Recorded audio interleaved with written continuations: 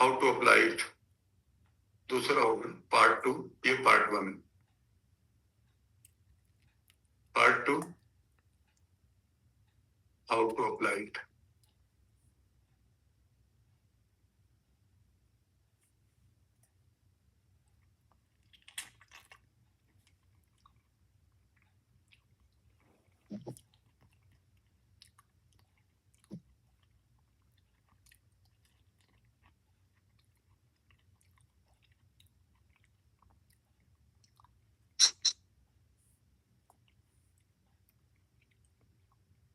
पहला पार्ट लेते हैं।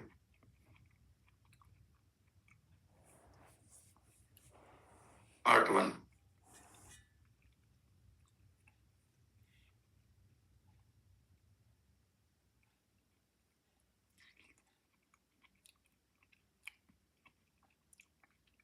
Understanding the quantum laws of manifestation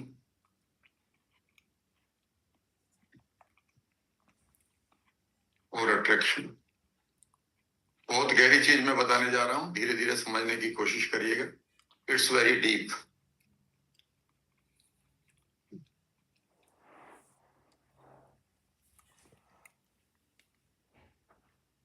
तो यहां पर है एनर्जी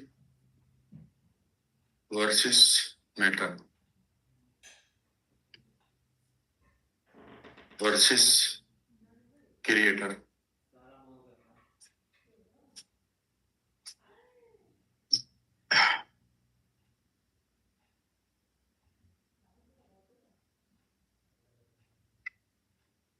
इसे समझिएगा।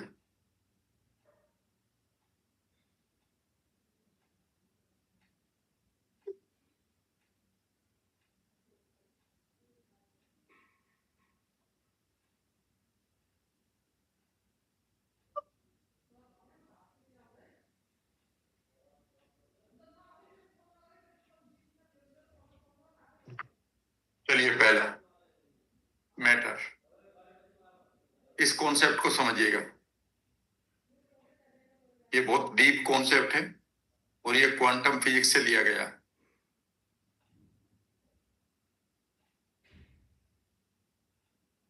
इसे हम क्वांटम कॉन्शियसनेस भी कहते हैं, क्वांटम चेतना। कंधे सीधे कर। पहली चीज, फ्लो बता रहा हूं। कोई भी मैटर जो आपको अपने चारों तरफ दिखाई देता है, कोई भी एनी, कोई भी चीज जो मटेरियल के रूप में या मैटर के रूप में या पदार्थ के रूप में आपको दिखाई दे रही है,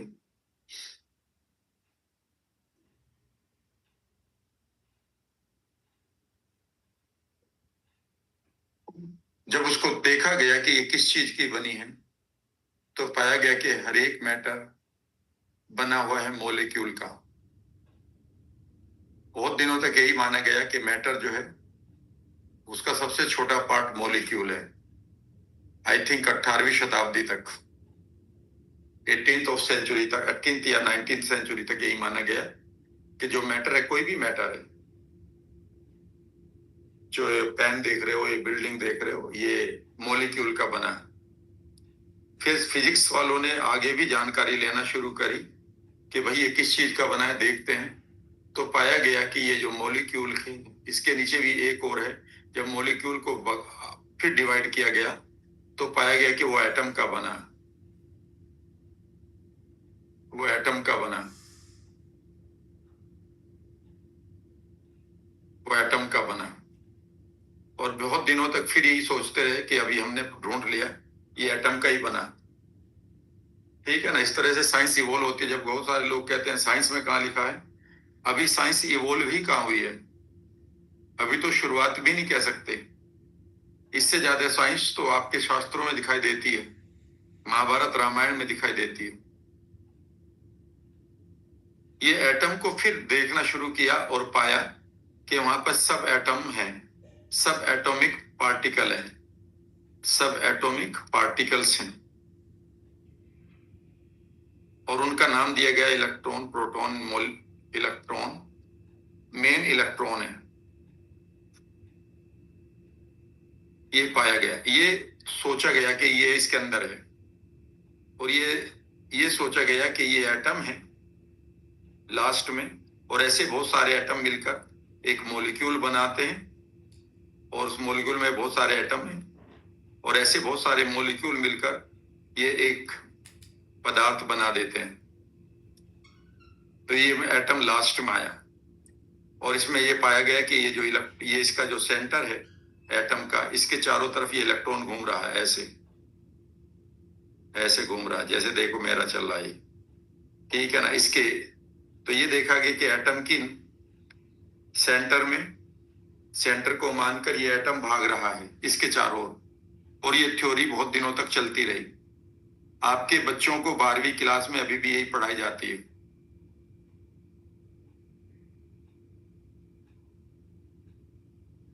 दो घंटे बैठे रहिएगा मेरे साथ आज, उसके बाद आपको कॉन्सेप्ट क्लियर हो जाएगा, पैसे का भी, लॉ ऑफ अट्रैक्शन का भी, आउटकम का भी, वॉल्ट डिज्नी एक्सरसाइज का भी, सबका।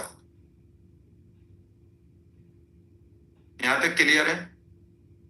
अब तक हमें ये माना गया था और किताबों में लिखा है कि एटम के अंदर जो सब एटम है जिसका नाम इलेक्ट्रॉन है वो ऐसे घूम रहा है, कभी यहां कभी यहां, इस तरह से घूम रहा है, चक्कर लगा रहा है।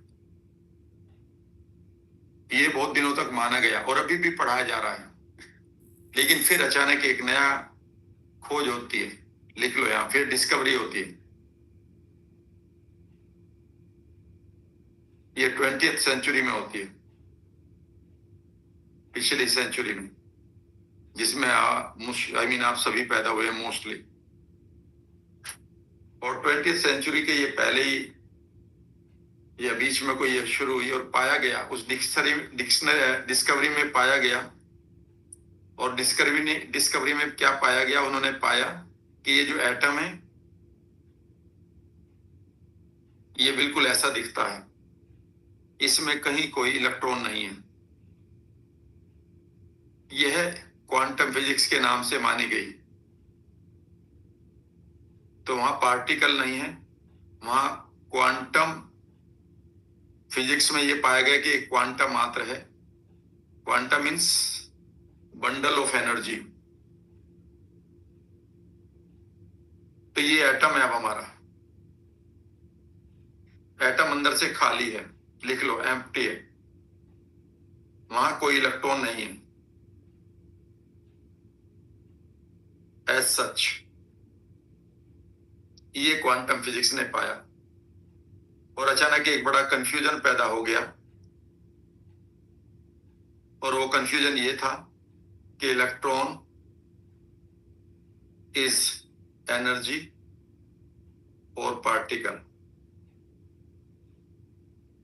और दूसरा ये था कि energy in atom is particle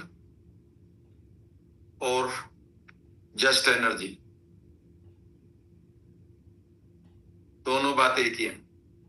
यहां एक चीज पाई गई कि इस एटम के अंदर कोई पार्टिकल नहीं है इस तरह का, जैसा मैं ये चला रहा हूं देखो गोल गोल, बल्कि वहां मात्र एक वेव है। वहां सॉरी क्या है? एनर्जी है। और एनर्जी किस चीज में पड़ी होती है? वेव में पड़ी होती है। एनर्जी किस चीज में पड़ी होती है? तरंगों में पड़ी हो जाती है, वेव में पड़ी होती है। यहां तक भी क्लियर है? और अचानक क्वांटम फिजिक्स और क्लासिक फिजिक्स जो न्यूटन की थी, वह अचानक एक दूसरे के आमने सामने खड़ी हो गई। एक कह रहा वहां इलेक्ट्रॉन है पार्टिकल के रूप में, एक कह रहा वहां है ही नहीं। और अगर वहां कुछ भी नहीं है तो वहां क्या है? वहां नथिंग है, नोथिंग। लिख लेना इस वर्ड को। नथिंग का मतलब कुछ नहीं होता। नथिंग मीन्स, कितने लोगों ने माना है नथिंग का मीनिंग मतलब कुछ भी नहीं?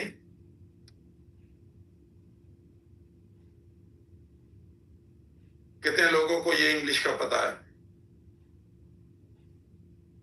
बेसिकली यह आपको बाय मिस्टेक गलत बताया गया है।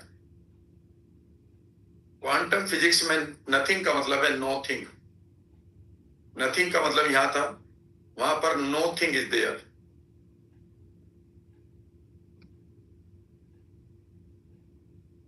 और एक गाना भी है, जब कुछ भी नहीं था तब तू ही था, तू ही था।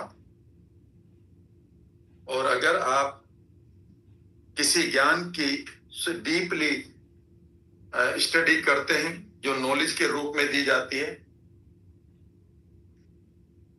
तो वहां पर इसी ऊर्जा का जिक्र है। तो नोथिंग का मतलब है वहां कोई चीज नहीं फॉर्म हुई अभी, वहां पर सिर्फ कोई चीज नहीं है, वहां पर सिर्फ एक वॉइड है, और वॉइड में एनर्जी है। तो nothing is means it is energy there. Nothing means nothing, यानी कि वहां कोई चीज नहीं है। तो पाया गया कि एटम के अंदर कोई चीज नहीं है, कोई पार्टिकल नहीं है, कोई मैटर नहीं है।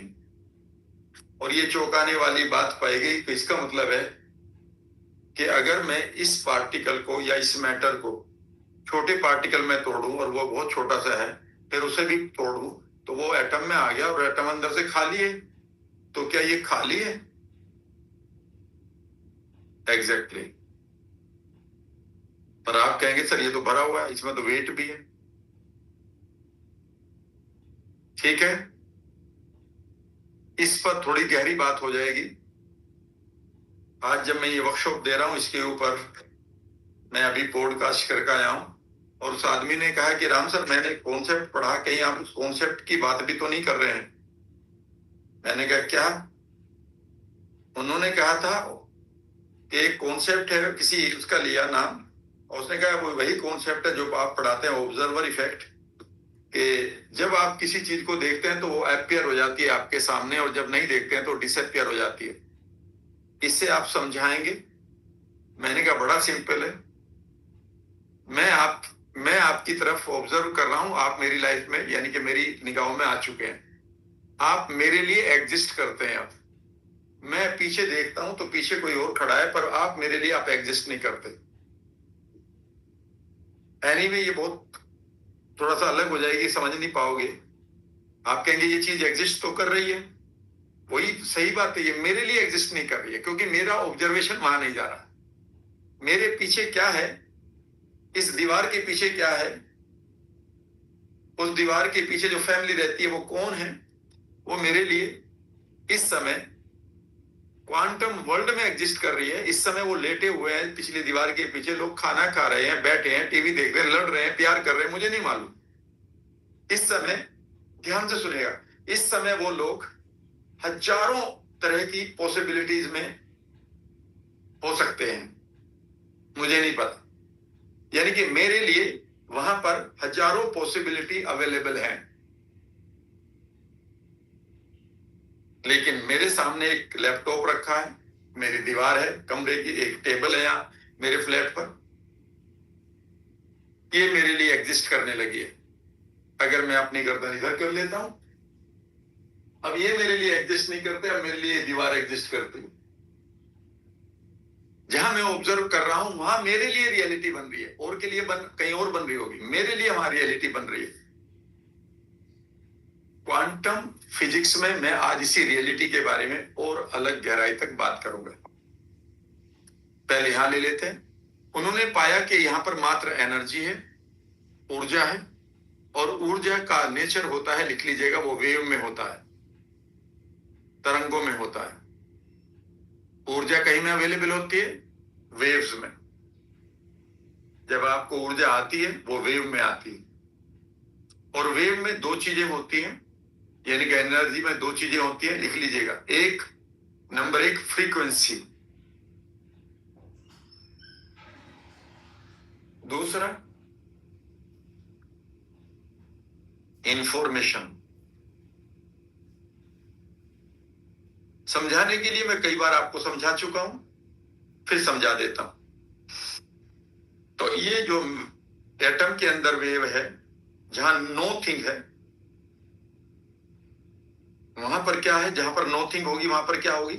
वहां पर एक ऊर्जा होगी, एनर्जी होगी किसी भी प्रकार की, उसमें एक फ्रीक्वेंसी होगी और एक इंफॉर्मेशन होगी। यहां तक भी क्लियर है? एग्जाम्पल के लिए समझा देता हूं। जैसे मैं कहता हूं कि एक ईसीजी का पे किसी का कराया और वो आदमी हेल्दी है, तो फ्रीक्वेंसी क्या होती है? ये लाइन है, इसके ऊपर जाएगी ये यहां तक, और यहाँ 2 बार ऐसे करेगी, फिर यहाँ तक आएगी, इतना ही नीचे जाएगी, फिर यहाँ 2 बार करेगी, फिर ऊपर जाएगी, फिर यहाँ जाकर 2 बार करेगी, फिर यहाँ जाएगी, यहाँ पर नीचे करेगी, और यहां से लेकर ये जो चली है यहां तक, ये एक फ्रीक्वेंसी हो गई। एक बार पूरा चक्र बन गया। इसमें ये फ्रीक्वेंसी है और ये मुझे इंफॉर्मेशन दे रही है, डॉक्टर को इंफॉर्मेशन दे रही है, कहता पेशेंट इज ओके। समझ लीजिएगा, जब ये लोग कह रहे हैं कि तुम अपनी फ्रीक्वेंसी को ठीक करो, पैसा तब आएगा।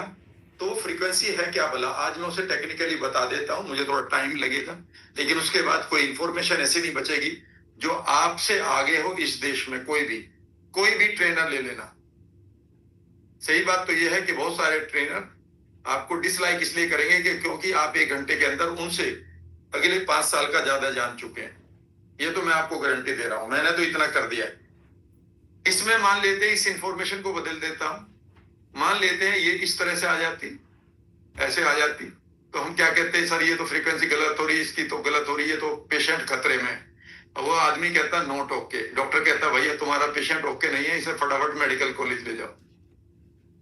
और अगर वो इंफॉर्मेशन ना करे, भगवान ना करे, वो सीधी लाइन आ जाए, तो अब आपका डॉक्टर क्या कहे? और डॉक्टर क्या कहेगा? भैया इसे कहीं ले जाने की जरूरत नहीं है, घर ले जाओ आप, इट इज नो मोर। क्योंकि इसमें क्या इंफॉर्मेशन मिल रही है, इसमें क्या इंफॉर्मेशन मिल रही है, और इसमें क्या इंफॉर्मेशन मिल रही है।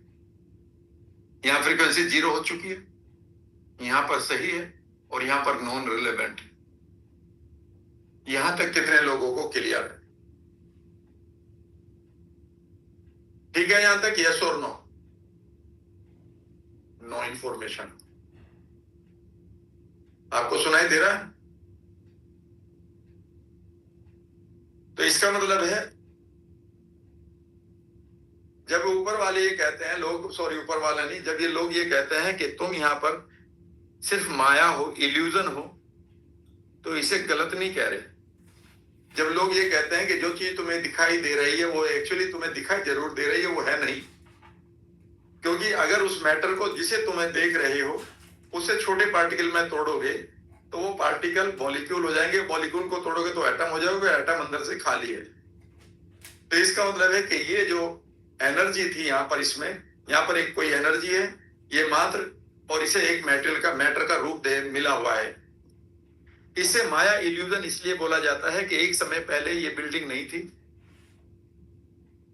ठीक है ना, जगह जगह इसके रॉ मेटेरियल पड़े थे, किसी ने इसे बना दिया, और कुछ दिन के बाद, साल 2 साल के बाद, 10 साल के बाद, 100 साल के बाद ये नहीं होगी।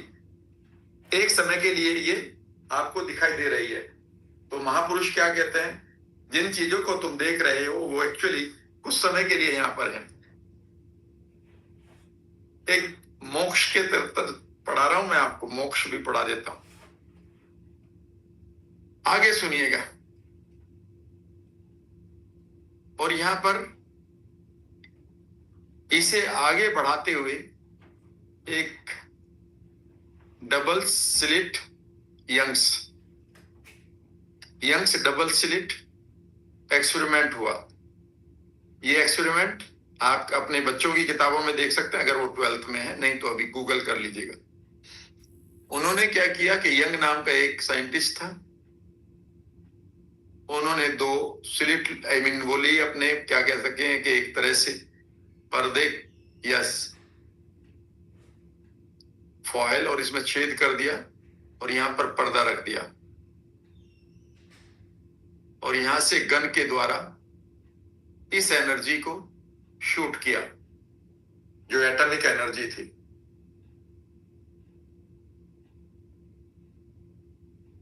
ये यहां से निकली, सेकंड वाले में निकली, और यहां जाकर निकली, और यहां पर वेव बन गई।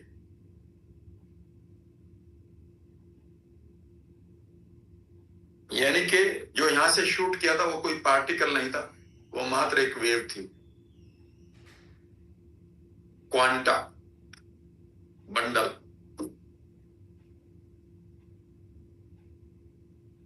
वेव्स का बंडल पूरी एनर्जी बना देता है। उन्होंने क्या किया? तो डिसाइड कर लिया कि ये वेव ही है, वेव मीन्स तरंग है।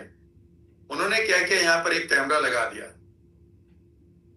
कैमरा लगा दिया, हाँ जी, सिर्फ ये देखने के लिए, ये क्या, और इसको क्लोजली देखते हैं। और जैसे ये कैमरा लगाया, अचानक इस एनर्जी ऑफ एटम ने अपनी नेचर बदल दी और अब ये पार्टिकल के रूप में दिखाई देने लगी। अब ये वेव नहीं थी, अब ये पार्टिकल हो गया। पार्टिकल कल हुआ, कब हुआ, जब ये कैमरे से देखा गया।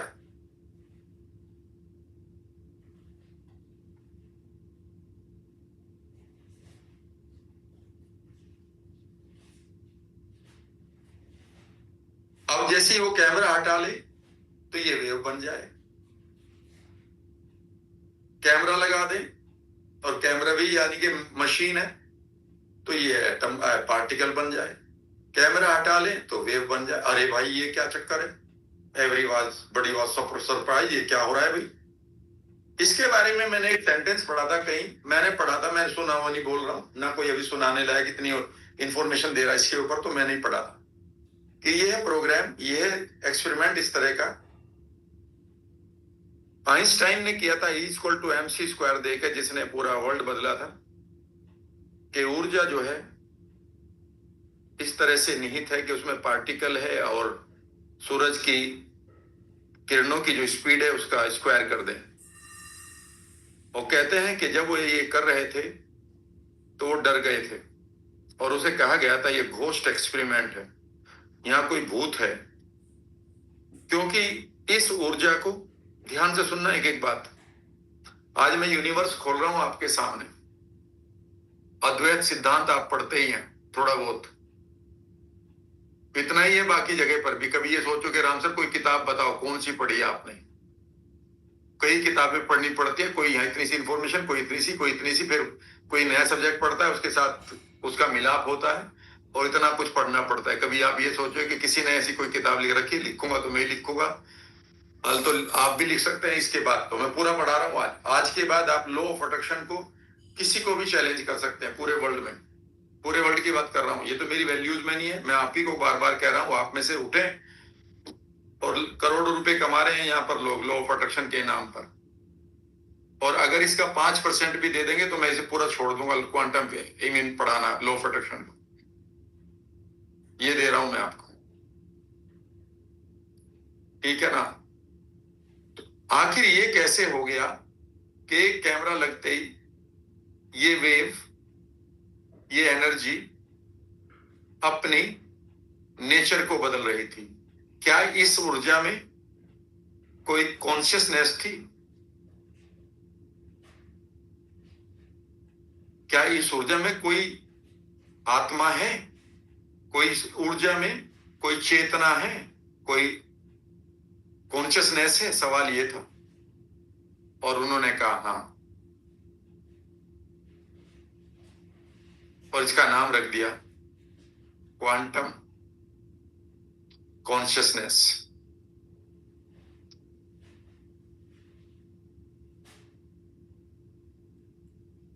तो इसका मतलब है कि कोई भी मैटर ले लें, सभी में क्या ये ऊर्जा, लास्ट में ये जो एनर्जी है वो क्या सेम है? जवाब आया यस, क्योंकि उसकी फ्रीक्वेंसी को नापा गया। तो इसका मतलब है कि सब मैटर एक ही चीज के बने हुए हैं, एक ही एनर्जी के बने हुए हैं। जवाब है यस।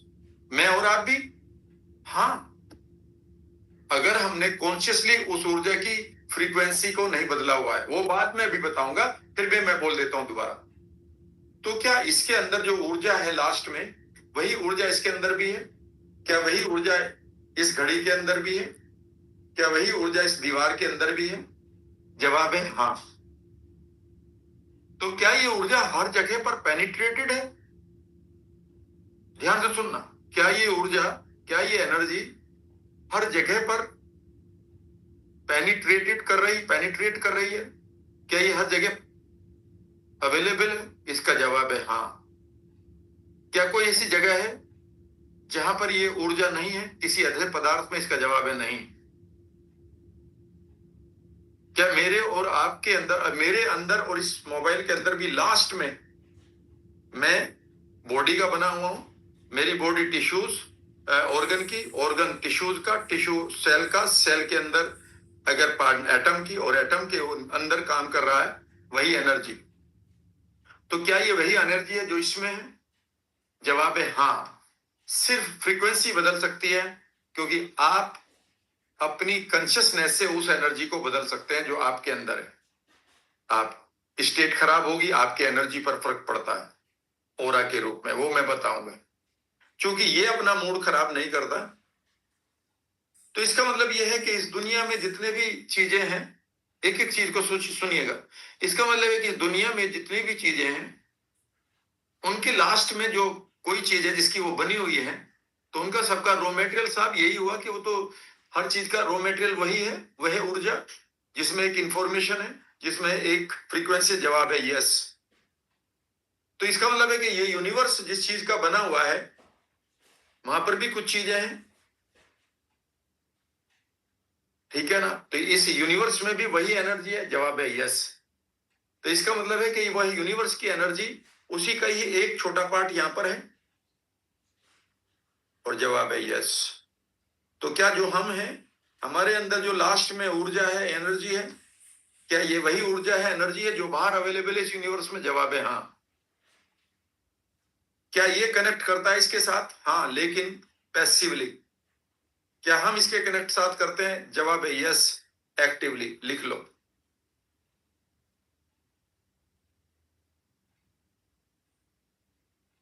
क्योंकि हर जगह पर लास्ट में वही एनर्जी है जो मैं नहीं कह रहा हूं अब तक, इसमें मेरा कुछ नहीं है। इसमें तो और बहुत सारे वर्ड है, कभी फिर बताता रहूंगा। नॉन डुअलिटी और what ever it is. Non duality का मतलब है कि हम दो नहीं है, एक ही है। जो पदार्थ है वही एनर्जी है, जो एनर्जी है वही पदार्थ है। नॉन डुअलिटी का मतलब ये है।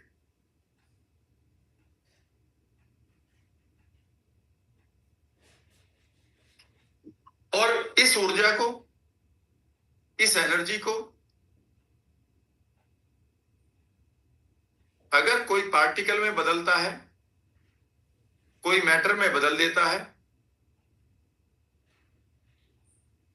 तो वो कौन बदलता है? जवाब है कैमरा। थोड़ी देर में काट रहा हूं इस वर्ड को, चिंता ना करें। कैमरा ही तो बदल रहा था, क्योंकि कैमरा हट जाता था तो वो वेव थी, कैमरा देखता तो वो पार्टिकल था उसी स्क्रीन पर। सब लोग कंफ्यूज थे, ये हम क्या कर रहे हैं?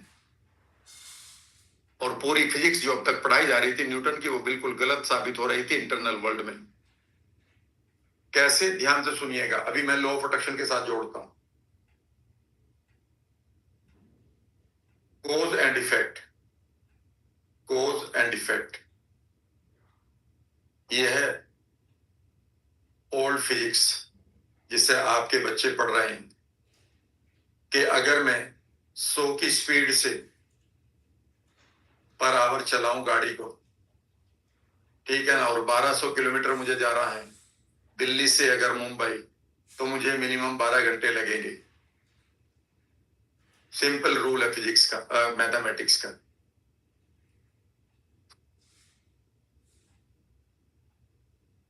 ये कोज एंड इफेक्ट है। अगर मैं ये कोज करूंगा तो ये इफेक्ट आ जाएगा। और क्वांटम फिजिक्स का रूल है, लिख लीजिएगा, क्वांटम फिजिक्स का रूल है,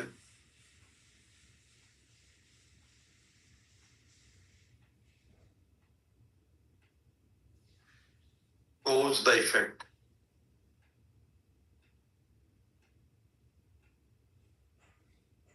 इन दोनों में वर्ड में बताओ क्या फर्क है? यहां है कोज एंड इफेक्ट, ये है कोज द इफेक्ट। इसका मीनिंग सिंपली ये है कि मुझे 12 घंटे नहीं चाहिए दिल्ली जाने के लिए। इस समय में 1 सेकंड के 12वें हिस्से में दिल्ली जा सकता हूं। इस समय मैं देख रहा हूं क्या I am at the Delhi airport, और दिल्ली कहीं और मैं वापस भी आ गया अगली सेकंड में। एक एक गौर से सुनिएगा, बहुत देर तक चलेगा ये प्रोग्राम। इसके बाद इसके बाद आपका कोई इसके ऊपर डिस्कशन नहीं होगा, सिर्फ इसके बाद यहां से बेस बनाने के बाद काम कराया जाएगा एक एक टॉपिक पर। इसे फिर समझेंगे, आगे समझेंगे, चिंता ना करें। फिर मैं वहीं आ जाता हूं, ये जल्दीबाजी करी, इसे मैं बाद में बताता रहूंगा, अभी समझ जाएंगे जब आप करेंगे। फिर मैं वहीं आ जाता हूं। तो उन्होंने कहा है कि जैसे ही कैमरा लग गया, वेव जो है, एनर्जी जो है, अचानक किस चीज में बदल गई? मैटर में बदल गई। और आप क्या करने आ रहे हो यहाँ दुनिया में? एनर्जी को मैटर में तो बदलने आ रहे हो। और उन्होंने इसका नाम दिया ऑब्जर्वर इफेक्ट।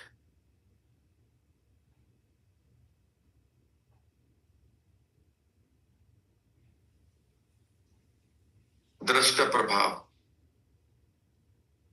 हिंदी अगर नहीं पढ़ना जानते कोई बात नहीं, मैंने ऊपर लिख दिया दृष्टा प्रभाव। मुझे चूंकि आदत है लिखने की, जब याद मैंने किया तो सब ऐसे लिखा होगा अपने नोट्स में, तो वही वहीं पर माइंड उठा लेता है। बहुत गहराई की चीज पढ़ा रहा हूं, चुप बढ़िया तरीके से सुनिए। यानी कि अगला सेंटेंस सुनिए, यानी कि एनर्जी किसी वेव में रहेगी या किसी मैटर में बदलेगी, ये इस चीज पर डिपेंड करता है। किस चीज पे? क्या वहां कोई ऑब्जर्वर है? यस और नो। मेरे लिए ये दुनिया जो मैं देख रहा हूं उतनी अवेलेबल है, जो नहीं दिखाई दे रही वो मेरे लिए एग्जिस्ट नहीं करती। इस समय आपके पीछे समझ लीजिएगा कि आपके पिछले वाले मकान में कौन क्या कर रहा है, उसकी हजारों पॉसिबिलिटीज हो सकती हैं। लेकिन वो खाना खा रहे हैं इस समय या लड़ रहे हैं, इस चीज का प्रभाव तब पड़ेगा जब आप उसे ऑब्जर्व करेंगे कि वो कर क्या रहे हैं। तो वो ऑब्जर्वर इफेक्ट में है। अगले मोमेंट पर ही हो सके उनका नया बिहेवियर बदल जाए, तुम्हें देखते ही वो कुछ और करने लगे। यानी कि you are causing some effect. ये छोटी सी बात है, लेकिन आप यहीं रहिए मेरे साथ। तो ये ऑब्जर्वर इफेक्ट है। और यहां दूसरा वर्ड दिया है, उसे वर्ड को लिख लीजिएगा, कोलैप्सिंग द वेव। कोलैप्सिंग यानी कि वेव को पूरी तरह से उसकी नेचर को बदलकर कोलैप्सिंग द वेव या एनर्जी, ये दोनों वर्ड आते हैं। इनटू पार्टिकल, इनटू मैटर, इसे ये भी कहा गया है। तो आज मैं दो वर्ड दे रहा हूं, collapsing the wave and observer effect.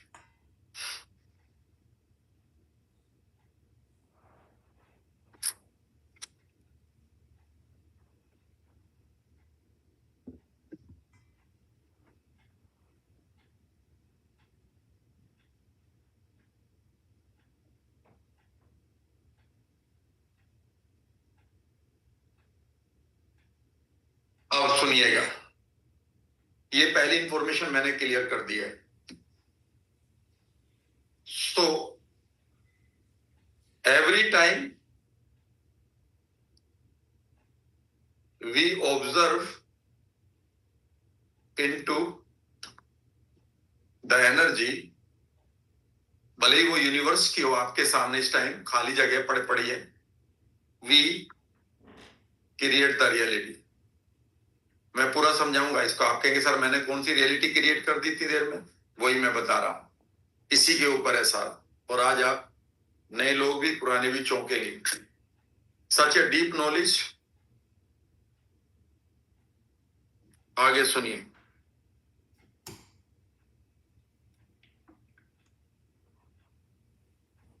यहां पर दूसरा इसी में लेके चलता हूं, ऑब्जर्वर्स मैटर एंड एनर्जी। यहां पर इस ऐसे ले लीजिएगा, जो ऑब्जर्वर का मैटर था, जो दृष्टा ने, देखने वाले ने जो पार्टिकल बनाया, और इस एनर्जी का क्या संबंध है। तो पाया गया कि ये एटम था। अगर तुमने ये देखा गया कि अगर मैं यहां ऑब्जर्व कर रहा हूं तो ये पार्टिकल यहां आ जाता है, और मैंने यहां से हटाया इस निगाह को और मैंने ये देखा तो ये वो पार्टिकल यहां दिखाई देता है और ये हट जाता है। तो मान लेते हैं मैं इसके अगली बार मैं यहां देख रहा हूं इस यूनिवर्स में, तो मेरी रियलिटी यहां पैदा हो जाती है और ये हट जाती है। तो जहां जहां मैं देख रहा हूं वही रियलिटी हो रही है। यह ऑब्जर्वर इफेक्ट है। आगे सुनिएगा। ये पाया गया कि वो जो मैटर बना है, जो पार्टिकल के रूप में बना है, वहां पर अभी भी एनर्जी बाकी है। और इन दोनों में एक रिश्ता पाया गया है कि ये 0.001% है, 4 बार 0 लगेगी और बाकी एनर्जी 99.5 बार 9 आएगा, इतनी है। और इस तरह से इन दोनों को जोड़ देंगे तो ये 100% हो जाएगा। तो ये एटम का था।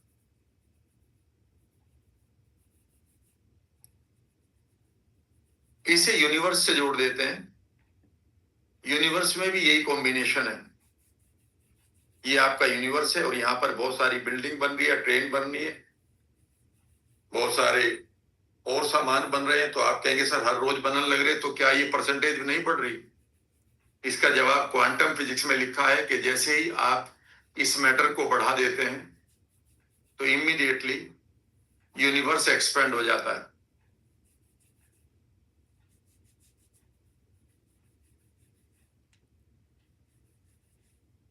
और वहां अभी भी 99.99999% एनर्जी बाकी है। तो इसका मतलब ये हुआ कि अभी तक लोगों ने जो प्रोडक्ट बनाए हैं, जो बिल्डिंग बनाई है, अभी भी मेरे पास उतनी ही एनर्जी है यूज करने के लिए। अगला सेंटेंस सुनिएगा।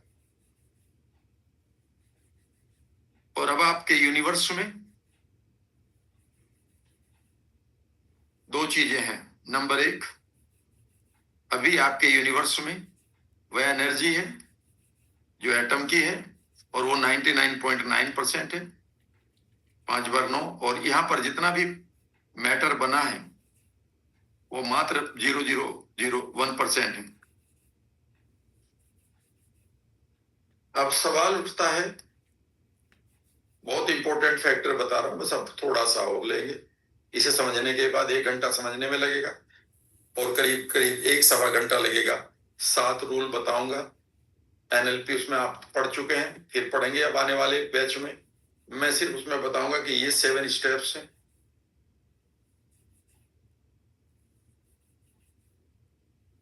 ये एनर्जी से, तो अगर ये हमेशा इतना ही रहेगा तो यहां कंपटीशन कहां है? कंपटीशन कहां है? यहां जगह की स्कार्सिटी कहां है? नहीं है। दूसरी चीज, पहली चीज तो आपने ये ले ली, और दूसरी चीज ये है कि अगर आपको दूसरी चीज लिखिए, अगर आपको लो ऑफ अट्रैक्शन या मैनिफेस्टेशन लगाना है तो आप किस चीज पर फोकस करेंगे? Focus on what? 0.00001% पर फोकस करेंगे या जो 99.99 है इस पर फोकस करेंगे? बताओ, आपकी मर्जी है। यहां पर फोकस करेंगे तो इसका हिस्सा मिलेगा, और ये भी किसी और का है। ये मैटर भी तुम्हारा नहीं है, ये किसी और का है। समबडीज, किसी और ने इसे कोलैप्स किया है।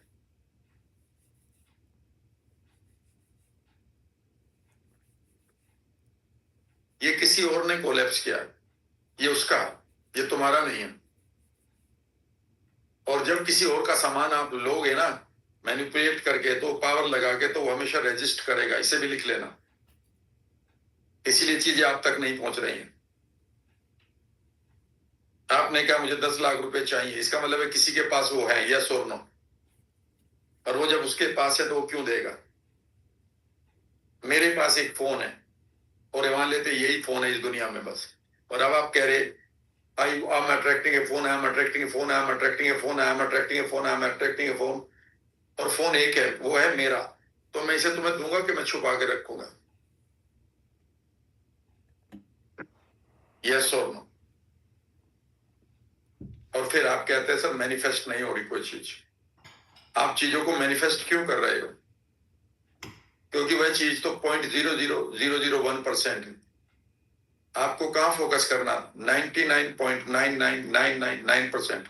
इससे पहले कि आप आगे बढ़े, आप ये भी तो कह सकते फिर राम सर आपका मोबाइल में कैसे अट्रैक्ट करो? कई तरीके हैं। अगर यही अट्रैक्ट करना है तो आपको मैं एनर्जी कोलैप्स करना बता रहा हूं। आप इमीडिएटली देखें राम वर्मा को किस चीज की जरूरत है। राम वर्मा की लाइफ में ऐसी क्या वैल्यू ऐड करे कि वो ऐसे दूसरा फोन भी कोलैप्स कर ले। यानी कि मुझे आप कैसे एजुकेट करें, सहायता करें, गाइड करें, सपोर्ट करें कि मैं अगर पहला मोबाइल मैंने कोलैप्स कर लिया पार्टिकल में तो मैं दूसरा भी खरीद पाऊं, और फिर मुझे इतने फायदे आप दे दें कि मैं मजबूर हो जाऊं ये कहने के लिए कि ये आपकी फीस क्या है। आप कहेंगे सर एक मोबाइल है आपका, लीजिएगा, मैं सिम तो निकाल लूं, हाँ जी, ये तो मेरे मतलब का नहीं, इसे आप निकाल। And this is called the collapsing the energy. लेकिन इसमें सबसे पहला आपने क्या काम किया? राम वर्मा के मोबाइल को अट्रैक्ट नहीं किया, आपने अपनी वर्थ को बढ़ाया पहले, ताकि आप मुझे इस मोबाइल को डबल करने का ज्ञान दे, नॉलेज दे। एनीवे मैं आगे और आता हूं। अब आगे सुनिएगा। यहां पर एक कॉन्सेप्ट है प्रकृति वर्सेस पुरुष। पुरुष का मतलब यहां पर मेल होता है दुनिया में तो, लेकिन ये मेल नहीं है, यहां क्रिएटर है। प्रकृति का मतलब यहां पर नेचर नहीं है, यहां पर है प्रा मीन्स, प्रा मीन्स होता है प्री, पहले। प्रा मीन्स पहले, और कृति मीन्स होता है क्रिएशन। और पुरुष का मतलब है क्रिएटर। और याद रखिएगा यही है सबसे इंपॉर्टेंट फैक्टर जिसे सांख्य दर्शन में बहुत पहले ढूंढ लिया गया था। अब फिर मत कहिएगा सांख्य दर्शन की कौन सी किताब पढ़ो, मुझे नहीं मालूम। मैंने तो 5-7 किताबों में कहीं कहीं एक लाइन लिखी है, कहीं 2 लाइन लिखी, कहीं एक भी नहीं लिखी। कौन, ध्यान से सुनिएगा क्या है। ये मोबाइल ही लेते हैं, अब ये क्रिएटेड है, ये क्रिएशन हो चुकी है। ये क्रिएशन, इस क्रिएशन से पहले ये स्क्रीन जो इसका कोई शीशा विशा था वो कहीं और पड़ा था, इसका ये कलर कहीं और पड़ा था ब्लैक, इसकी प्लास्टिक कहीं और पड़ी थी, इसकी कोई चिप कहीं और पड़ी थी, इसमें सेल्स का जो सल्फर था वो कहीं और पड़ा था, उसका जो कार्बन है वो कहीं और पड़ा था, इसे बनाने वाला कहीं और बैठा था, इसमें इलेक्ट्रिसिटी लगी होगी फैक्ट्री में, वो कोई और बना रहा था, कोयला लगा होगा किसी चीज को फूंकने में, ठीक करने में, वो कहीं और कोयला होगा धनबाद में, कोयले की भट्टी में डालने वाला आदमी कोई और होगा कोयले को। लेकिन एक ये प्री क्रिएटेड था, ये एनर्जी के रूप में पड़ा था, प्रकृति में पड़ा था, ये एनर्जी है। और ऐसे में एक पुरुष आता है और वो एक ऑब्जर्व करता है। कहां ऑब्जर्व करता है? नंबर 1, अपने इंटरनल वर्ल्ड में कि ये ऐसा बनेगा। और ऐसा लगता है कि जैसे ही वो इंटरनल वर्ल्ड में काम करने शुरू कर देता है और कुछ एक नियम को लगाता है, कुछ एक नियम को लगाता है जो मैं अभी बताने जा रहा हूं दूसरे पार्ट में, और अचानक ये प्रकृति, ये प्रकृति कृति में बदल जाती है। और बना, जो कृति में बदलता है वह ऑब्जर्वर है, वह पुरुष है। तो सांख्य दर्शन क्वांटम फिजिक्स से 3000 साल पुराना है।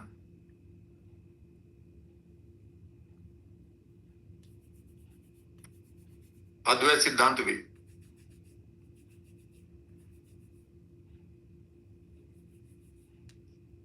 यहां पर एक चीज नोट कर लीजिएगा, सांख्य दर्शन के अनुसार प्रकृति यानी कि प्री क्रिएशन, जो प्री क्रिएशन है,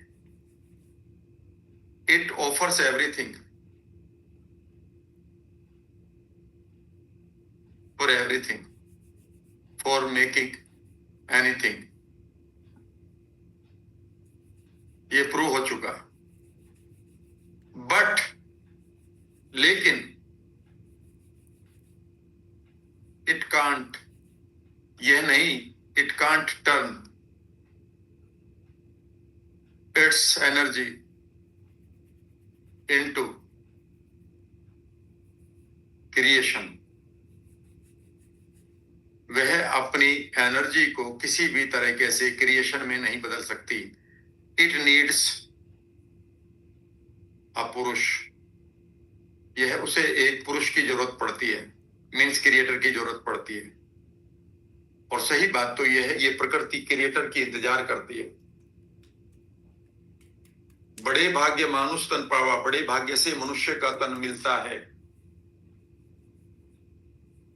क्योंकि मनुष्य ही क्रिएटर है, पशु नहीं। पशु अपनी नीड्स तक पूरा करता है कि मुझे घोंसला बनाना है, दाना लाना है, बच्चों को बड़ा करके उड़ा देना है, अपने सर्वाइवल के लिए दौड़ लगाना है, अपने सर्वाइवल के लिए उड़ना जानना है, अपने सर्वाइवल। और वहां पर दो ही चीज होती हैं एक पशु के पास, ध्यान से सुनिएगा, सर्वाइवल एंड मेटिंग। उनके पास सर्वाइवल है और मेटिंग है, ताकि मेटिंग का मतलब है ताकि वो बच्चे पैदा करते रहें, एंड सर्वाइवल यानी कि वो स्ट्रगल करते रहें बचने के लिए। दो ही उनकी स्ट्रगल है, लेकिन मनुष्य इन दोनों में ही अगर फंसा हुआ है, ध्यान से सुनिएगा, ये दूसरी बार नहीं आएंगी बातें। आप अधिकांश लोगों को देखेंगे इस चारों तरफ, या तो वो स्ट्रगल कर रहे हैं सर्वाइवल के लिए, और जो उससे पार हो गए उनकी अब लस्ट पूरी हो रही है, जिसको वासना कहते हैं। जरूरी नहीं कि वो फिजिकल के रूप में आए, किसी और रूप में आ रही है वो उसी तरह से। तो basically most of the people are living the animals life. जो इसके परे जाता है वह सही तरीके से क्रिएट करता है, जहां सर्वाइवल स्ट्रगल खत्म हो जाती है। तो याद रखिएगा, अगर आप ये कहते हैं कि प्रकृति मेरे खिलाफ है, यूनिवर्स मेरे खिलाफ है, तो इससे बड़ा झूठ नहीं हो सकता। यूनिवर्स तो आपको लाया ही यहां इसलिए है कि आप कृति में चीजों को बदलें, दुनिया को खूबसूरत बनाएं, लोगों के जीवन में मूल्य वृद्धि करें और निकल जाएं।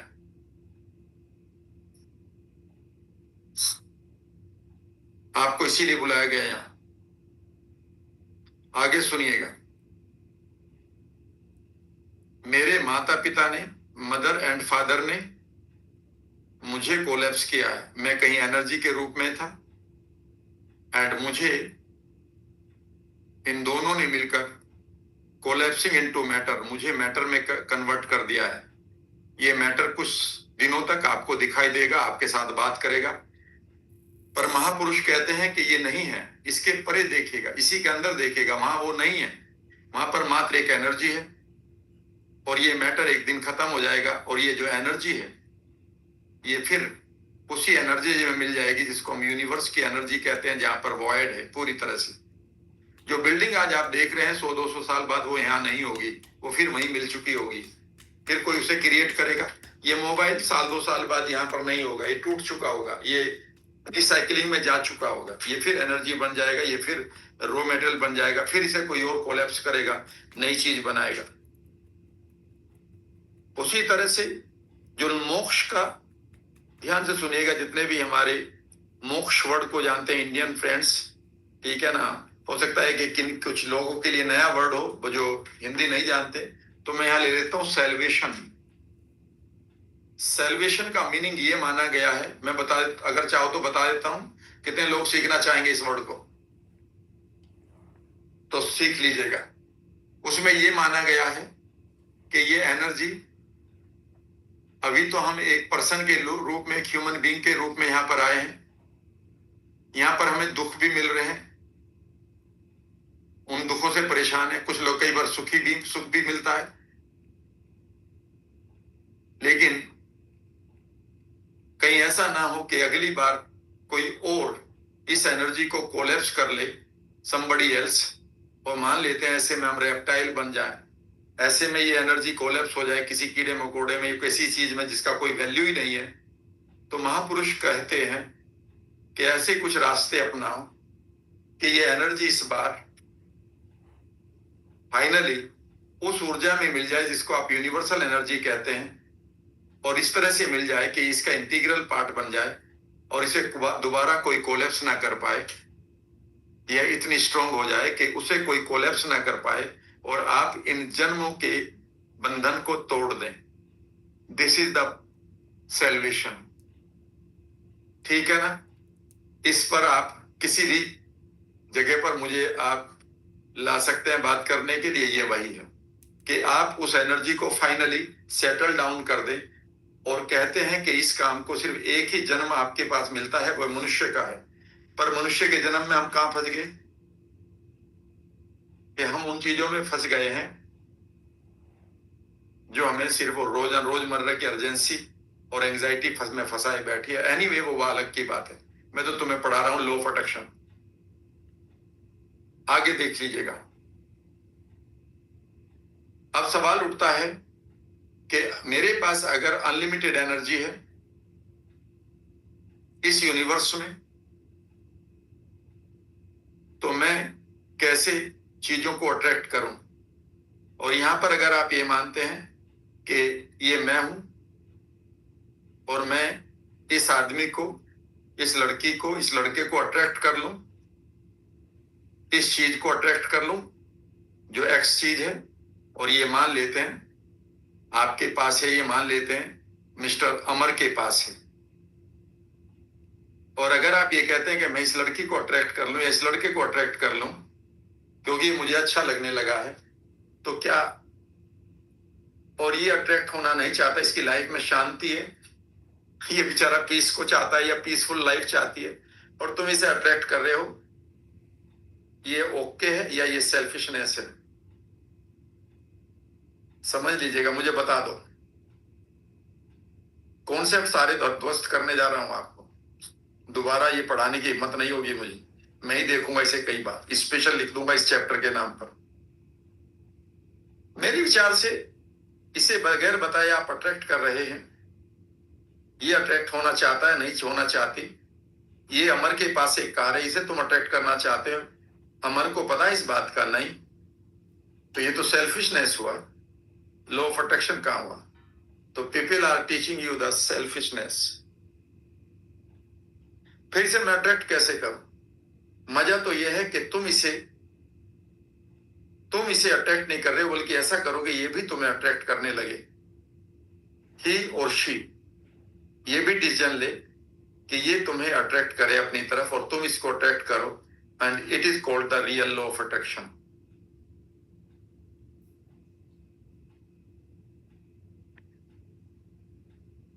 इसका मतलब ये है कि ऐसा कैसे करूं? बस यही मैं बता रहा हूं, और यहीं पर मैं शुरू कर देता हूं चीजों को, और मैं लूंगा उन 7 थिंग्स को फाइनली, जिनमें आप आउटकम भी लगाएंगे, जिनमें आप सब मोडिलिटी भी लगेगी। ये मैं आप ही के बलिए बना, तो आप कहीं भी 8 दिन का कोर्स बना सकते हैं लोगों के लिए, जहां पर आपका न्यूरोलॉजिकल अलाइनमेंट भी लगेगा, जहां पर एंकरिंग वैंकरिंग लगेगी, और वो मैं अब आपके साथ चीजें शो कर रहा हूं। एक वर्ड और दे रहा हूं बढ़ने से पहले। सवाल है कि सर ये से ना छोड़िएगा, आप यही कह रहे होंगे ना सर, इसको ना छोड़िएगा, किसी आदमी को मैं कैसे अट्रैक्ट करूं? तो ये तो सारा ही कॉन्सेप्ट गलत हो गया मेरा।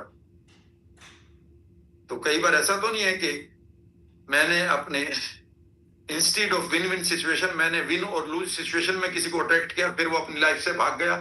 बिल्कुल, आपने उसे अट्रैक्ट कर लिया, पर वो तो अट्रैक्टेड नहीं था आपकी तरफ, या नहीं थी। तो फिर क्या होगा? फिर बिटरनेस आती है हमारी एनर्जी में। यहां 2 चीजें लिख लीजिएगा। Number 1, coherence wave, coherent waves versus non coherent waves.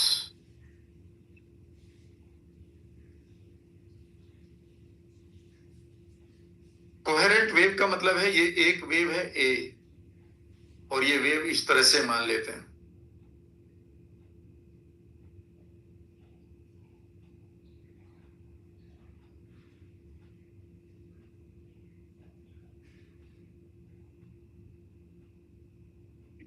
जितना ही ऊपर जाती है उतना ही नीचे आती है, और ये एक पूरी फ्रीक्वेंसी यहां तक पूरी हो जाती है। ये फ्रीक्वेंसी एक है, फिर यहां से ये दूसरी है,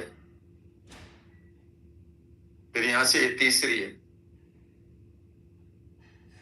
और ये ए है और ये बी है, और ये बिल्कुल ऐसी ही है जो कहती हूं। इतना ही ऊपर जाती है, इतना ही नीचे आती है, मान लेते हैं। बिल्कुल मेरे पे पेन से तो नहीं खींचने की ऐसी, लेकिन ये मैं कहूंगा ये कोहेरेंट है। इनकी दोनों की एक एनर्जी है, सेम फ्रीक्वेंसी। लिख लीजिएगा, same frequency, same wavelength. Frequency को वेवलेंथ ही कहते हैं। And same information. यह कोहेरेंट है, ये एक संगत है, ये एक रूपता के साथ है। आगे सुनिएगा, ये एक वेव है।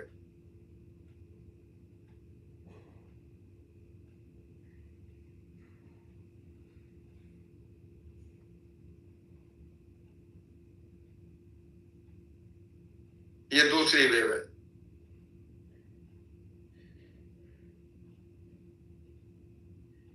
जरा ओवरलैप करिए, ये ए है और ये बी है। क्या ये दोनों एक वेव कभी फिट बैठेंगे? लेकिन मैं इस वेव को पहली सिचुएशन में ये वेव और ये वेव, पहली ए और बी, यहां देखिए, ये सी और डी लिख देता हूं इसको। ए और बी यहां थी, ए और बी को अगर मैं ओवरलैप करूं तो बिल्कुल ऊपर हो जाएंगी। ये कोहेरेंट है। अगर ये वो एक आदमी है ए, और उसकी ये वेवलेंथ है, और यही आपकी बी है, ये वेवलेंथ है। अब ये एक दूसरे की तरफ अट्रैक्ट हो जाएंगे, ये एक हो जाएंगे।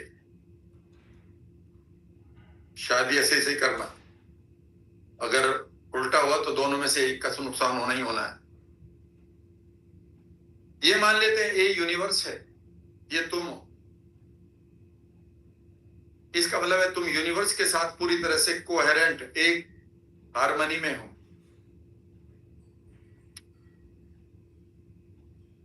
लेकिन अब इस सिचुएशन में आते हैं सी एंड डी में। ये सी है, ये वो आदमी है, और ये आपकी एनर्जी है। अब इस एनर्जी को दोनों को मिलाकर देखना, ये फिट बैटरी है नहीं। रोजाना एक दूसरे के जीवन में आप बिटरनेस के अलावा कुछ नहीं करेंगे। और कमाल की बात है, सबसे ज्यादा बिटर कौन होगा? ये, क्योंकि ये कोहेरेंट था, ये सही था, और आप बिगड़े हुए थे। एक को सी को मान लेते हैं ये यूनिवर्स है, और यूनिवर्स की मान लेते हैं ये अबंडेंस है। यूनिवर्स में तो अबंडेंस ही है, जहां पर भी आप ले रहे हैं। ये यूनिवर्स की मान लेते हैं ये यूनिवर्स की अबंडेंस है। यूनिवर्स में स्कार्सिटी भी है, यूनिवर्स में हेल्थ भी है और सेहत भी है। वो तो आपके ऊपर है कि आप किसके साथ कोहेरेंट हो जाते हैं। लिख लीजिएगा, ये यूनिवर्स की वो अबंडेंस है जिसे आप चाहते हैं, पर आप ये हैं। क्या इस यूनिवर्स के साथ आप कोहेरेंट हो पा रहे हैं? एक रूप हो पा रहे हैं, वन हो रहे हैं, होल हो रहे हैं? किसी का फोन आते ही क्यों गड़बड़ हो जाती है आपके साथ? क्योंकि दोनों की एनर्जी बिगड़ी हुई है।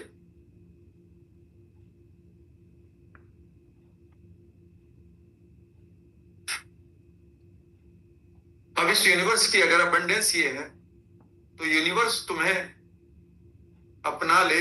रोजाना आप तालियां बजा बजा कर कह रहे हो, हे यूनिवर्स मुझे अपना ले, मेरे जीवन में धन आ जाए। पहले तो ये बताओ, धन आ भी गया तो करोगे क्या? उसके साथ तुम्हारा रिश्ता ही नहीं बनेगा, क्योंकि आप एक दूसरे के एक रूप नहीं है। मेरे जीवन में ये आदमी आ जाए, आ गया तो करोगे क्या? अपने एटीट्यूड से, अपनी खराब एनर्जी से उसका भी बाजा बजेगा, या वो तुम्हारा बजाएगा। क्लियर है? तो अगर आपको कोई भी चीज को अट्रैक्ट करना है तो उसकी वेवलेंथ में आइए।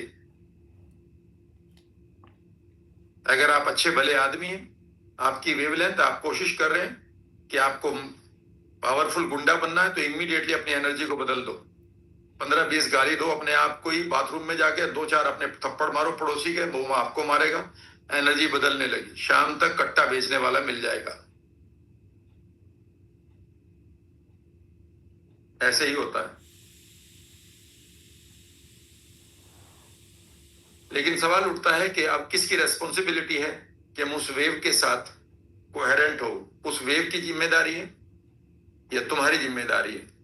तो लिखिए, मेरी जिम्मेदारी है कि मैं उन फ्रीक्वेंसीज के साथ, उन तरंगों के साथ एक रूप होना सीखूं। मुझे क्या रोकता है वो मैं 7 चीजों में बताऊंगा। कैसे एक रूप होना वो मैं बताऊंगा। दूसरी इंपॉर्टेंट चीज, उसके बाद मैं एकदम से आ जाऊंगा 7 चीजों पर।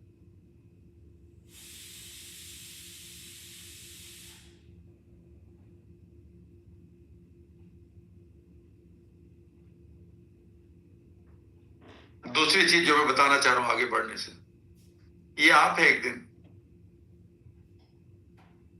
आपके अंदर एक पॉजिटिविटी आई, आपने कहा मुझे एक बुक पढ़नी है। पॉजिटिविटी से आके आपने एक डिसीजन लिया। आपने क्या डिसीजन लिया? मुझे किताब पढ़नी है। आपने कोई वेबसाइट खोली, मान लिया तो उसका नाम अमेज़न है, वहां पर आपको किताब मिली। आपने टक से किताब को पसंद किया, अपना एड्रेस डाला और पेमेंट कर दिया। पेमेंट करते ही एक आपके पास मैसेज आ गया, पेमेंट डन। अगले दिन एक मैसेज आपको आ जाता, नहीं भी आता तो आप देख लेते हैं, उसमें लिखा होता है किताब उस शहर से चल पड़ी। फिर मैसेज अगला ट्रैक करते हो, आपके शहर में आ चुकी। फिर ट्रैक करते हो, आपके शहर में डिपो में आ चुकी। फिर ट्रैक करते हो, आपके शहर में ये सेल्समैन को दे दी गई है, सेल्समैन निकल चुका है। फिर एक मैप ट्रैक करते हो, सेल्समैन आपके घर के सामने है, आसपास है। एंड फिर आपकी किताब यहां जाती है। अब तक यहां पर ये किताब आपने मैनिफेस्ट कर ली है। ये किताब ये मात्र एक आइडिया के रूप में पड़ी हुई थी अमेज़न पर, और उसे रियलिटी में आपके सामने इस प्रोसेस से ला दिया गया है। इसका मतलब यह है कि यहां से इस इवेंट को आपने फ्यूचर में तैयार कर लिया है। ये इवेंट आपने फिक्स कर दिया या क्रिएट कर दिया अपने फ्यूचर में। कल नहीं तो ये परसों जरूर आ रही है। कोई मुसीबत आ गई, सुनामी आ गई, अर्थक्वेक आ गया तो 2 हफ्ते भी हो सकते हैं, वह अलग बात है। But you have created the future. कितने लोग एक वर्ड के पीछे मुझे सुनेंगे दोबारा? Bye paying your money you have created the event in the future. Bye paying the money, फिर मुझे बताओ, कंधे सीधे कर लो एक बार। बहुत गहरी बात है, ये बस समझा दीजिएगा लोगों को। आपके उसके बाद आप बाबा बनकर लिख बता देंगे ना। मैं मजाक नहीं कर रहा, हंसना नहीं इस बात पर। अगर तुमने सिर्फ बाबा बनकर बता दिया ना, इस दुनिया का भला कर दोगे। नोट तो इतने आएंगे कि उसका रखने की जगह नहीं मिलने की। अच्छे अच्छे खासे बहुत सारे लोगों को मैं सुन चुका हूं और बड़े बड़े दीवाने बने पड़े हैं। मैं किसी की बुराई नहीं कर रहा, लेकिन किसी ने आज तक क्लियरली आपको कुछ नहीं बताया। पूरा 2 घंटे तक अनस्पेसिफिक बातें चल रही हैं। जीवन को माया मानो, ठीक है ना? शांति तुम्हें मिलेगी, संपन्नता आएगी। अब ये पता नहीं, तो शांति आई है। मेरे गांव में एक बार कहने लगे, यार तुम गांव में नहीं आते। मैंने कहा जी क्या करूं आके गांव में? उन्होंने कहा गांव में शांति मिलती है। तो मेरे पड़ोस में मेरे चाची, और जो चाची से बड़ी होती है, माँ से बड़ी, और ताई कहते हैं उसको हमारे यहाँ, चाची जैसी समझ लो, वो 5 थी शांति। अब वो 5 नहीं रही। मैंने कहा भाई अब शांति तो है नहीं गांव में, न संपन्नता है। अब एकता कपूर के सीरियल चल रहे, वो तो मैं यहां भी देख लूंगा। कोट माय पॉइंट, समझने की कोशिश करिएगा। जैसे ही आपने यहां पर पेमेंट किया है इसका, you have fixed an event, yes और नो? कितने लोग इस पर यस कहेंगे? इसका मतलब है you have the power to fix the event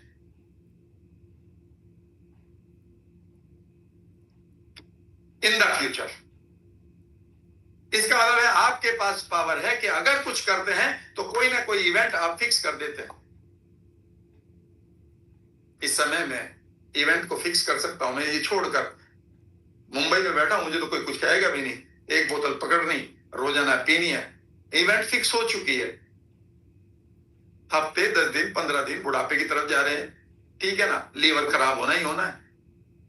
किसी सड़क पर कोई चक्कर आगे गिरेगा, कोई रिक्शा वाला ऊपर से उतर जाएगा, हाथ पैर टूट जाएंगे, इवेंट फिक्स कर दिए। इस समय मैं एक अच्छी किताब पढ़कर एक बढ़िया से नोट्स बनाऊं, इवेंट फिक्स हो चुकी है। मेरे मेंटोर कहा करते थे कि भैया ये बच्चा जो 150 की स्पीड से बाइक चला रहा है, इवेंट इसने तैयार कर दिया है फ्यूचर की, तारीख आनी बाकी है।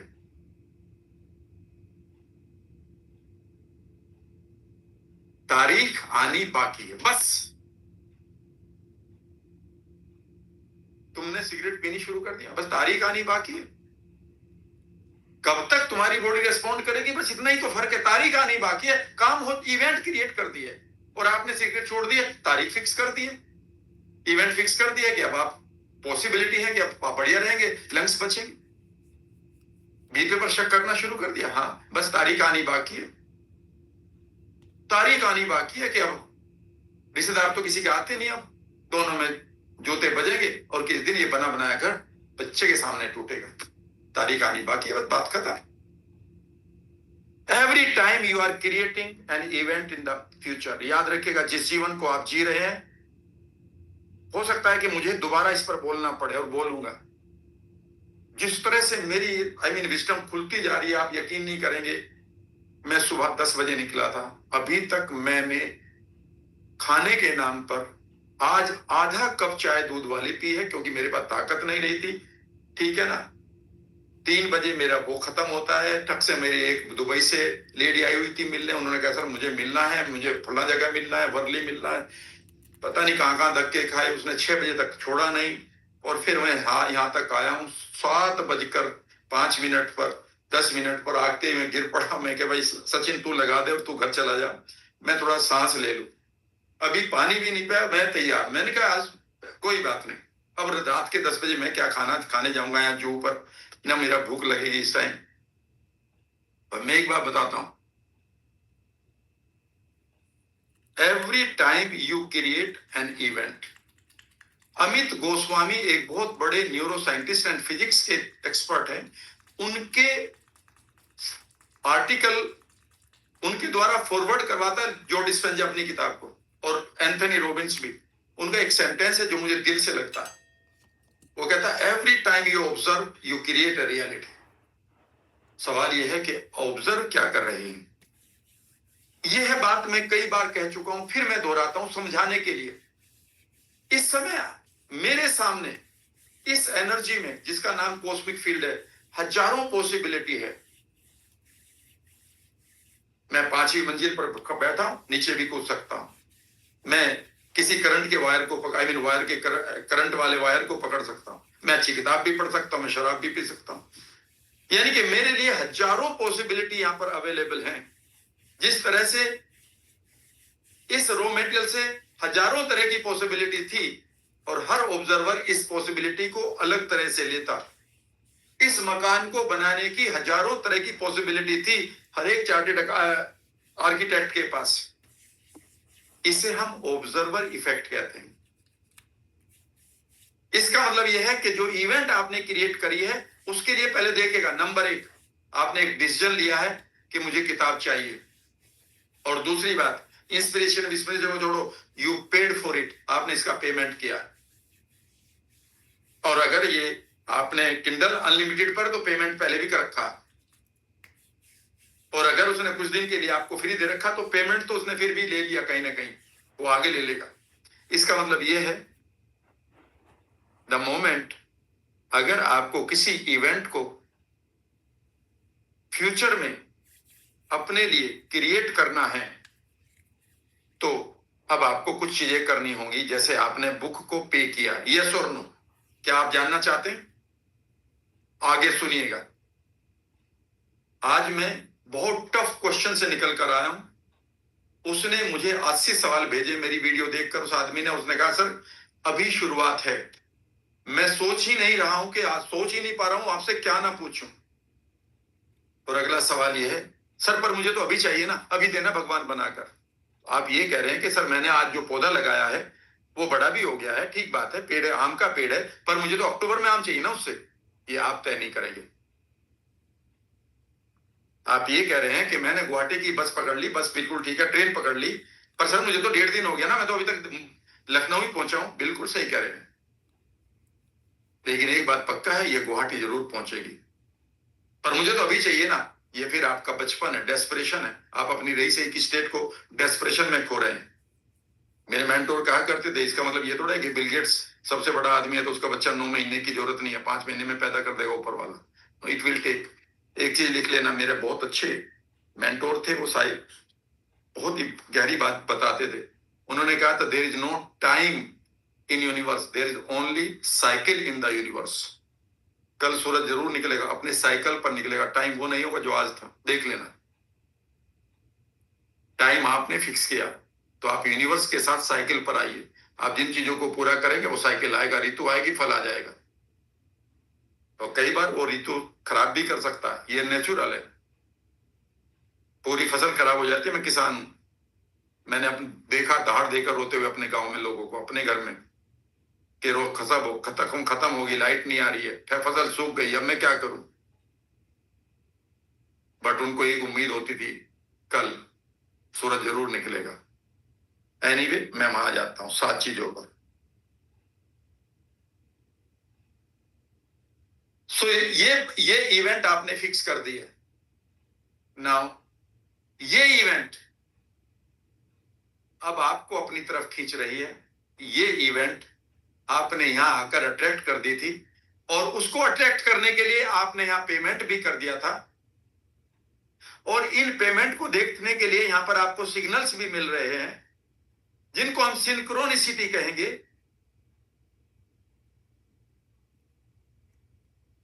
और ये सिंक्रोनिसिटी आपको बताएंगी कि कहां आप पहुंच चुके हैं, और ये किताब आपको आ जाएगी। पर ध्यान से सुनिए, रुकिए रुकिए रुकिए, लेकिन याद रखिएगा, अचानक आपकी घंटी बजेगी और आप बेडरूम में होंगे, ड्राइंग रूम में होंगे, बाथरूम में होंगे, और आप ये कहें, नहीं, ईश्वर है तो किताब यही ला के देगा। ईश्वर अब किताब नहीं ला के देगा, वो रामू ला के दिखा जो बड़ा बार खड़ा। आपको इस यहां से उठना है और उठकर दरवाजा खोलना है, और दरवाजा खोलकर लेना है। इसे लो ऑफ रिसीविंग कहते हैं, जो लास्ट वाला है। तो मैं 7वीं चीज से शुरू कर रहा हूं, यानी कि आपने पेमेंट कर दिया। इसका मतलब ये नहीं है कि आप उठकर किताब नहीं लेंगे। अगर आपने किताब नहीं ली, दरवाजा नहीं खोला, तो ये वापस चली जाएगी। नंबर 2, सिचुएशन नंबर 2, और आपको दरवाजा वही खोलना जहां पर नोक हो रही है। इसका मतलब ये नहीं कि आप, मैंने दरवाजा खोला था, कौन सा सर, बाथरूम वाला, खोलते रहो, कोई नहीं आएगा। Is that clear? तीसरी चीज सुनिएगा, बड़ी इंपॉर्टेंट। और अचानक आपने दरवाजा खोला ये मानते हुए कि इट इज माई बुक, लेकिन पता चला किताब वाला तो अभी बाहर गेट के, माई गेट से आपकी परमिशन ही नहीं ले पाया है, ये तो आपकी मेड आई है। दिल मत तोड़ना। Why me? मैंने तो ये कहा था, मैंने तो पेमेंट, इतना मैंने यूनिवर्स से मांगा, ये क्या आ गया? क्यों? मतलब आपने अगर लो ऑफ अट्रैक्शन लगा दिया, तो अब भगवान को ये भी नहीं है कि वो अपनी अपनी सुनामी ना लाए, अपना भूकंप ना लाए, वो तो सब आएंगे। जिस दिन आपने इतना समझ लिया, तो आप बहुत बड़े एक लेवल पर अपने माइंड को सेट करेंगे। नहीं तो मुझे बड़ा दुख होता है जब मुझे कोई ट्रेनर कहता है, सर मैंने लो ऑफ अट्रैक्शन की ट्रेनिंग दी, एक आदमी ने लिखे, मेरे मरे हुए 10,000 वापस आ गए। मैंने कहा, बहुत बढ़िया भाई साहब, मजा आ गया सुनकर। एक आदमी जो विश्व को जीत सकता था, वो भगवान शंकर के सामने खड़ा होकर कह रहा है, भगवान शंकर ने कहा, मांग क्या मांग रहा है? सर मेरी फीस 2100 रुपए है, वो दे दो, या एक टॉफी दे दो। वो कहता, ले ले। तुम मांग भी क्या रहे थे? मैं 1983 से एक नॉलेज को प्रैक्टिस करता हूं। मुझे ज्ञान हुआ, आई मीन ज्ञान का, मैंने उसको ज्ञान ही बोलते थे उस टाइम, नॉलेज बोलते थे, अब हम उसको कुछ नहीं बोलते हैं, ठीक है ना, एक महापुरुष के द्वारा। ये मत पूछेगा कौन है या कहाँ मिलता है, वो मेरा पर्सनल है, ठीक है ना। उन्होंने एक ही बात कही थी कि मेरे पर यहाँ आकर ये मत मांगना, 54 58 नौकरी और आई मीन दूसरी चीज है, मैं तुम्हें जीवन का वह रस देने जा रहा हूं जिस रस को लेकर आपके पास किसी चीज की कमी नहीं रहेगी। यानी कि जिन चीजों को प्राप्त करने के बाद आपको जो रस मिलता है वह रस आपको 10 मिनट के अंदर अपने इंटरनल वर्ल्ड में जाकर मिल जाएगा। कॉन्ग्रुएंस का नाम ही था उसका, लेकिन वो मैं यहां नहीं बताऊंगा, वो अलग बात है। अब मैं उनको 7 चीजों को लेता हूं। Hope you are enjoying. Just a minute. अब ये 7 चीजें यहां से शुरू करते हैं। यहां तक मैंने समझा दिया है, ठीक है ना? समय लो ऑफ अट्रैक्शन में तुम तय नहीं करोगे। मेरी 23 साल से पहले की उम्र में मुझे ये मिलना चाहिए। अच्छा जी, मतलब तुम अपने फादर को डिक्टेट करोगे कि मैं अब 12 साल का हो गया पापा, 3 चीज पापा मुझे आपसे चाहिए, आपकी पिस्तौल, एक आपकी मर्सिडीज की चाबी और एक गांजे का आपका पैकेट जो चुपचाप आप अंदर पीते हो। बहुत ही बढ़िया। और पापा अगर तुम प्यार करते हो तो दे दो। दे दोगे? भाई वो दे देंगे, वो तुम्हें तीनों दे देंगे, लेकिन पहले बता देंगे कि इसका नुकसान क्या है और इसका लाइसेंस कहां है दोनों का। अभी आपने मान कैसे लिया कि मैं अब तैयार हो गया हूं, मुझे दे दो? ये तुम कौन हो तैयार बताने वाले? मैंने आपको एक चीज बताई थी, मैंने इस कॉन्सेप्ट को बहुत पहले समझ लिया था। मैं आपको मेरा टैब पढ़ा तो उसमें मैं लिखने लगा हूं, आई वोट अ न्यू वन। मैंने पिछले 1 महीने में कई ऐसे टॉपिक पढ़े हैं जो रिवोल्यूशनरी हैं इस देश में। धीरे धीरे मैं आपको दे भी रहा हूं, वो रिवोल्यूशनरी है। 2026 की जो एनएलपी होगी वह मेरी अल्टीमेट होगी अब तक की। 2027 की वो अलग होगी। अब मैं अब 2.1 वो नहीं करूंगा, बल्कि एनएलपी 2026 खत्म बात। और उसमें बहुत कुछ हटेगा, बहुत जो चीजें घटेगी, यूनिक दूंगा। अभी भी देने की कोशिश करो। मैं जब अपने कॉन्सेप्ट को तैयार करता हूं, मैं धीरे से, रात भी मैंने लिखा हुआ है, मैं ऐसे बैठ जाता हूं और एक इंटेंशन क्रिएट करता हूं, जैसे मैं अपने फादर से मानो बात कर रहा हूं कि मैंने इसको सीख लिया है, इस परिवार में अगर मेरी इस स्किल की कोई जरूरत है तो मुझे आप जरूर मौका दीजिएगा। रिवार्ड की कोई देना है तो दे दीजिएगा, लर्निंग कोई देनी है तो दे दीजिएगा, ये तुम पर छोड़ता हूं। जब से मैंने गीता का 11वां श्लोक पढ़ा, 33वां श्लोक पढ़ा 11वें चैप्टर का, मेरे पास कोई डेस्परेशन नहीं है मैं भाग करूं, ये पढ़ा दूं मैं, ना ना, बस अब ये मैंने पढ़ा दिया, अब ये मैंने बता दिया। अब मेरा फादर मुझे ये चुप कहेगा, चुप बैठ जा, मैं अपने आप सेट करूंगा। यहाँ बड़े बड़े लोग बैठे हैं, वो कहते हैं ना, उनके यहाँ एक आदमी आता है, सर मेरा सिलेक्शन कर दिया, मुझे जल्दी से आई मीन वो करो। बहुत बड़े बड़े लोग बैठे हैं मेरे सामने, बड़े आई मीन एक ऑल इंडिया चलाते हैं। वो अपने कहते तो चुप बैठा रहे, सैलरी मिली ना, चुप बैठ जा बस, मैं तुझे अपने आप प्लेस करूंगा जहां मुझे चाहिए। Exactly the same thing happens with this universe. जितना आप डेस्परेशन में रहोगे उतना आप गड़बड़ करोगे। जितना आप लड़ोगे बाप से कि मैं एमबीए करके आऊं हार्वर्ड से, मुझे अपनी कंपनी में कहीं बैठाओ, वो कहेगा भाई ये तो कुछ नहीं सीख कर रहा है, ये तो बर्बाद करेगा। डेस्परेशन वाले का क्या मतलब यहाँ पर? एनीवे 7 चीजों को देता हूं, कोई जल्दी नहीं है, 5 भी है, 4 भी है, वो धीरे धीरे लेंगे, पहले लीजिएगा। अब मेरा आधे घंटे का काम है, मुझे बैठिएगा मेरे साथ। नंबर 1, मैं यहाँ पर एक फ्लो चार्ट बना देता हूं। ये मेरे वही वर्ड है जिनको मैं बता रहा था, मैं इसे और अच्छी तरह से बनाने की कोशिश कर रहा हूं भाई। मेरा पूरा प्रयास रहेगा कि ये मैं इसे अच्छी तरह से बनाऊं। अगर कोई गलती होगी तो मुझे बाद में बताइएगा। पहला फ्लो चार्ट है लो ऑफ। लो ऑफ करके यहां से ले लेते हैं 1, वन सन, एम्प्टीनेस, ये कई बार बता चुका हूं। शुरुआत करते हैं यहां से, नाउ बिगिन, यहां से शुरुआत करिए लो ऑफ अट्रैक्शन की। और आज कुछ सवाल उन्होंने पूछे, बहुत ही, उन्होंने कहा सर मेरे पास अब क्वेश्चन नहीं रहे, लिखे हुए 50 से 60 बचे रहे, लेकिन मैं नहीं पूछ सकता क्योंकि हर एक सेंटेंस में आपका जवाब आ चुका है। एम्प्टीनेस, एम्प्टीनेस, पी लगा देना। दूसरा है लो ऑफ डिजर्वेंस, कोई वर्ड नहीं है, डिजर्विंग लिख लेते हैं या क्वालिफिकेशन लिख लेते हैं।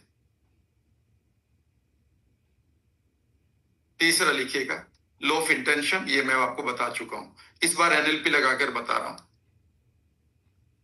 चौथा इंटेंसिटी। पांचवा रेडिएशन या रीइंफोर्समेंट। छठा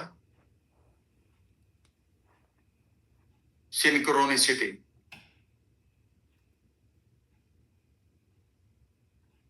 सातवां रिसीविंग,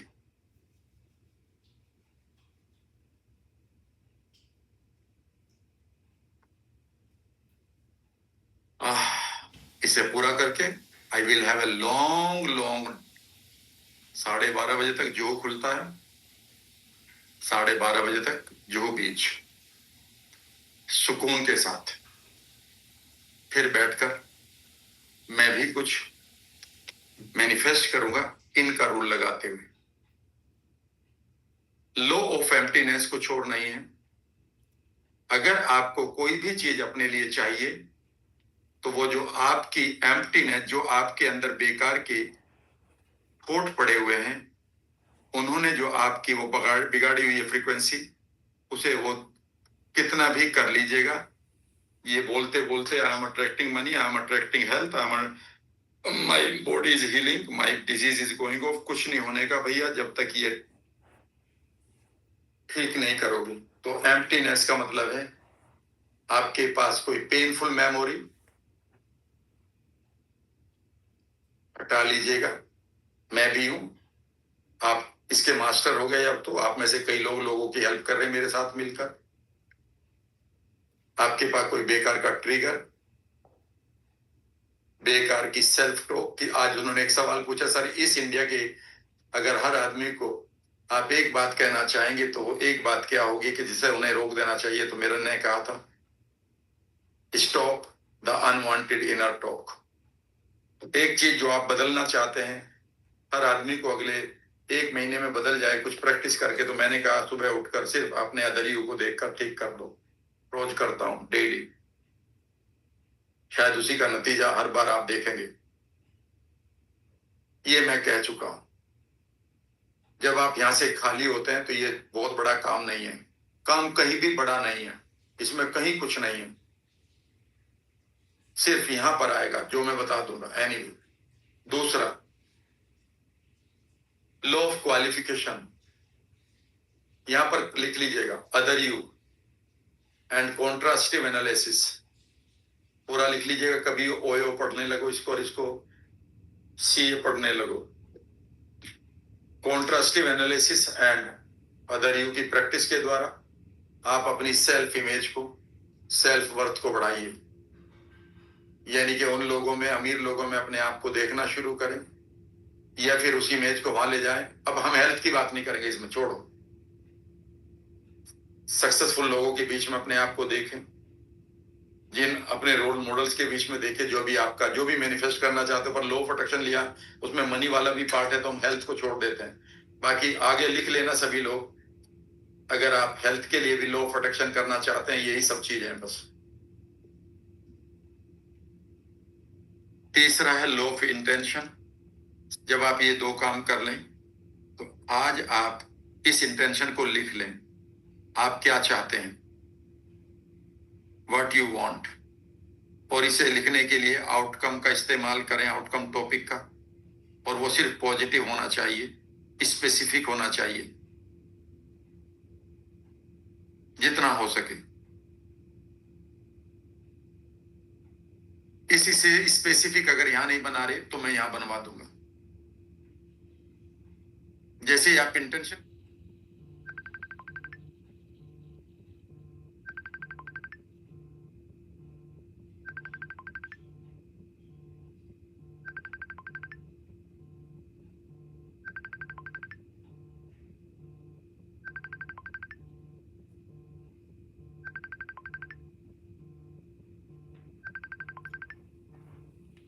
करते हैं, तो ये पहली चीज है कि मुझे किताब खरीदनी।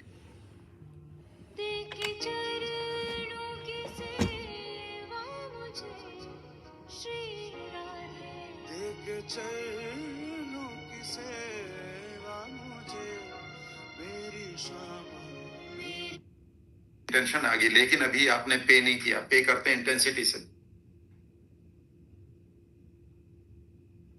इंटेंशन के ऊपर बहुत देर तक मैं बोल सकता हूं। इंटेंशन का मतलब है सिर्फ एक इरादा प्रकट करिए।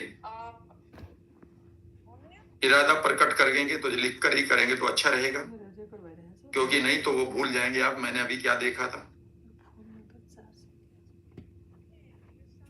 यहां तक भी कोई दिक्कत नहीं, जहां पर दिक्कत आएगी वो मैं पूरा बता दूंगा, और उसके बाद इसे थोड़ा सा और आगे पढ़ाऊंगा, वहां पर एंड कर दूंगा। यहां तक भी कोई प्रॉब्लम नहीं। आई सीक, और नीड नहीं कहेंगे, सीक कहेंगे, और सीक को भी प्रेजेंट कॉन्टिन्यूअस में लिखेंगे। आई एम अट्रैक्टिंग मनी, जो भी अब आप है।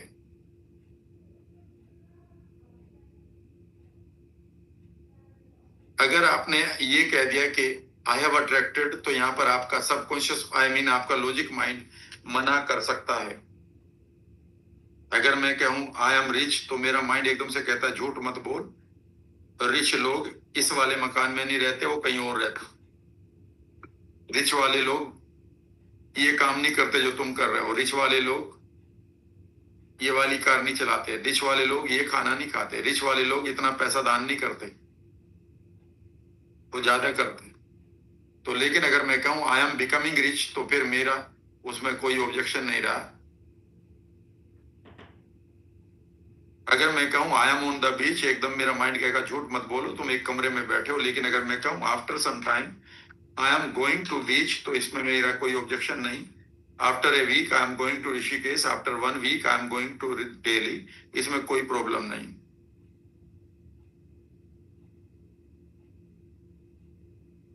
इंटेंशन सिंपल है, जिसको आप आउटकम सेटिंग कह सकते हैं, वह पॉजिटिव होना चाहिए। आउटकम का टॉपिक देखेंगे, यहां पर मैं आउटकम पढ़ाऊंगा तो 2 घंटे उसके अलग लगेंगे, उसकी कोई जरूरत नहीं, यू नो इट। अब रही इंटेंसिटी की।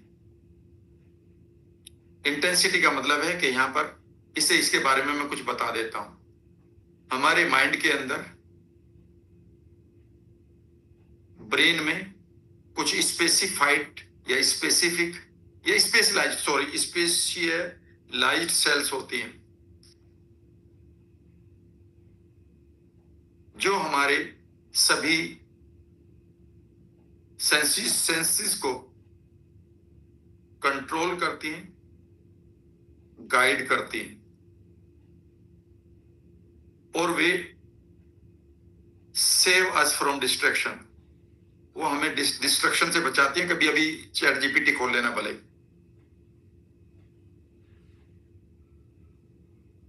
क्योंकि डिस्ट्रैक्शन आपकी लाइफ में सबसे ज्यादा परेशान करता है। यही स्पेशलाइज्ड सेल को आरएएस कहा जाता है, ये मैं कई बार पढ़ा चुका हूं।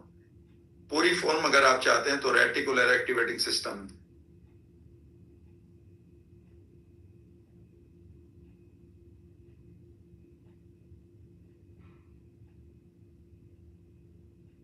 सारे क्वेश्चन के जवाब भी दूंगा, 3-4 क्वेश्चन के जवाब जरूर लेकर जाइएगा, उसके बाद नहीं तो फिर कुछ नहीं होगा, फिर डाउट आ जाएगा कि अगर ये इतनी बात जानता है तो ये फिर यहीं क्यों ट्रेनिंग दे रहा है, 1 करोड़पति अरबपति क्यों नहीं हुआ। मैं इसका जवाब दूंगा। आज ये सवाल बहुत विश की तरह पूछा उस आदमी ने, और उसने कहता सर मैं पूछूंगा या तो मैं कटवा दूं। मैंने कहा बिल्कुल पूछना, और मैंने याद दिलाया कि आपको सवाल पूछना है, मेरी बात को समझने की कोशिश। और उन्होंने एक सवाल दिया कि राम सर अगर इतना है तो आप अंबानी जैसे वेल्थी क्यों नहीं बन जाते। मैं कहा वेल्थियर, मैं 66 साल की उम्र में दौड़ लगा सकता हूं। जिस आदमी का तुमने नाम लिया, ठीक है ना, उनका वो 66 कदम नहीं चल सकते। ये उनका पिच है, ये मेरा पिच है। सानिया मिर्जा अपना गेम खेल रही है, सचिन तेंदुलकर अपना गेम खेल रहा है, नरेंद्र मोदी अपना गेम खेल रहा है, ठीक है ना, और महेंद्र सिंह धोनी अपना खेल खेल रहा है। आप ये कह रहे हैं कि सारे बंदर मछली बन जाए और सारी मछली बंदर बन जाए। उन्होंने कहा और समझाने की कोशिश करो पॉजिटिव वे में सर। और अगला सेंटेंस सुनिए मैंने क्या किया। मैंने कहा एक आदमी का नाम सुना तुमने, उसका नाम है सचिन तेंदुलकर। उन्होंने कहा हाँ जी। मैंने कहा 200 टेस्ट मैच खेले हैं, सबसे ज्यादा रन है, सबसे ज्यादा 100 है। अगर वो यही सवाल पूछ लेता ना उस आदमी से जिसने उसे कोच किया, उसका नाम है रमाकांत आचरेकर, जिसने एक भी मैच नहीं खेला, जिसका कोई रिकॉर्ड नहीं है, पर वो सचिन तेंदुलकर बना देता है, वह संजय मांजरेकर बना देता है, वह कामली बना देता है, प्रवीण आमरे बना देता है, अजित आगरकर बना देता है। और ये पांचों लोग ये मान लेते हैं ना कि अगर इनमें दम होता अपने आप खेल लेते ना, हम क्यों कोच बनाए इसको। तो उस दिन ये एक मीडियोकर लाइफ के लिए तैयार हो जाते। जितने आईएएस की कोचिंग दे रहे हैं वो भी तो आईएएस बन सकते थे। दोनों का रूल अलग है, दोनों की वैल्यूज अलग है, दोनों की पिच अलग है। अब सानिया मिर्जा को कहोगे अगर तुम दुनिया की 5-10वें नंबर की प्लेयर थी तो खेल के एक इनिंग्स खेल के दिखा दो ना 100 रन की। और वो भी यही बात कहते हो सचिन तेंदुलकर के, तुम भी तो एक मैच जीत कर दिखा दो ना विंबलडन का, सबसे लास्ट वाले के साथ। नहीं जीता जाएगा ना। याद रखिएगा, इन दोनों की मैनिफेस्टेशन अलग है। एक की वैल्यू कहीं और है और दूसरे की वैल्यू कहीं और है। रेटिकुलर एक्टिवेटिंग सिस्टम याद रखिएगा, इसको आपको प्रोग्राम करना है। और ये रेटिकुलर एक्टिवेटिंग सिस्टम बेसिकली आपकी सेंसेस को बेकार की वो फ्रीक्वेंसी बनाने से मना कर देता है। और ये उसके लिए लग जाता है जिस गोल के लिए आपने बनाया है इसको, जिस गोल के लिए आपने रेटिकुलर एक्टिवेटिंग सिस्टम को तैयार किया है। और अगर वो फ्रीक्वेंसी बढ़िया बन गई तो अब ये फ्रीक्वेंसी इस यूनिवर्स के साथ मैच करना शुरू कर देगी, उन लोगों के साथ। और ये मैं नहीं कह रहा हूं, लॉ ऑफ सक्सेस का पहला पढ़ लीजिएगा चैप्टर, उसका नाम है मास्टर माइंड इफेक्ट। लिख लीजिएगा, नाम भी बताता हूं, मास्टर माइंड इफेक्ट। 21 साल की उम्र में पढ़ लिया था मैंने इस किताब को। इसका मीनिंग ये है कि जब आप दो लोग हैं ए और बी और दोनों एक फ्रीक्वेंसी में जीते हैं, याद रखिएगा यह एकदम से जब ये मिलते हैं तो इसको हम सिनर्जिस्टिक इफेक्ट कहते हैं। सिनर्जिस्टिक, स्पेलिंग गलत होगी, सिनर GY नहीं है, ये शायद SI है। इफेक्ट, इसका मीनिंग ये होता है कि 1 + 1 = 3। फॉर एग्जाम्पल, अगर आप हल्दी के ऊपर जो करक्यूमिन होती है, अगर उसके ऊपर आप ब्लैक पेपर डाल देते हैं, काली मिर्च का पाउडर डाल देते हैं, तो करक्यूमिन जो है 2000% ज्यादा आपकी बॉडी में अपना इंपैक्ट छोड़ती है। इसे हम सिनर्जिस्टिक इफेक्ट कहते हैं, 1 + 1 = 3। तो इसका मतलब यह है कि अगर आप कॉन्शियसली किसी चीज को पाना चाहते हैं तो आपकी हर बार आपको एक्टिंग करनी पड़ेगी, हर बार आपको एक्टिंग करनी पड़ेगी, हर बार आपको एक्टिंग करनी पड़ेगी इस मैच कराने के लिए। या फिर एक तरीका है कि जहां पर ये फ्रीक्वेंसी मैच होती है उसी रेटिकुलर एक्टिवेटिंग सिस्टम को आप एक्टिवेट कर दें। अब समझ लिख लीजिएगा, हाउ टू एक्टिवेट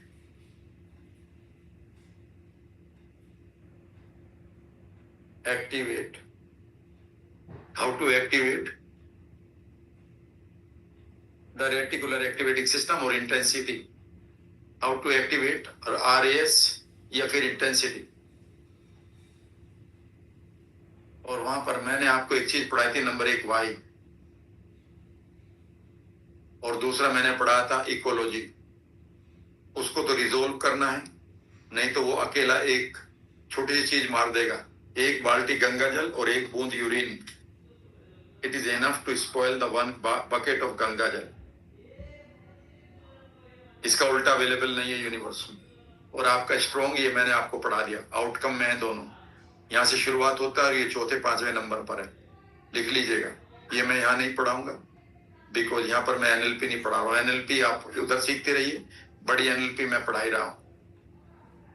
और दूसरा है नंबर 2, विजुअलाइज एज इफ, बस पूरा कर रहा हूं, जाइएगा कोई नहीं। यू हैव अचीव्ड, मानो तुमने उसको अचीव कर लिया है। जिस चीज को आपने पाया है, पाने की चीज का चाहत कर रहे हो, मानो तुमने उसे पा लिया है। और यहां पर लिख जाओ, ठीक है ना, go beyond a body, B space, 3C time. जब भी आप अपने रेटिकुलर एक्टिवेटिंग सिस्टम को प्रोग्राम करना चाहते हैं तो वहां पर 0 लीकेज होनी चाहिए। जिस तरह से आप 1 सेकंड में किसी डर को पहचान सीख जाते हैं उसी तरह से इस काम को आप कर सकते हैं। और यहाँ पर क्या है कि आपने वाई कर लिया और दूसरा कर लिया विजुअलाइज, एज इफ मानो यू हैव अचीव्ड। और इसको आप अदर यू में जाकर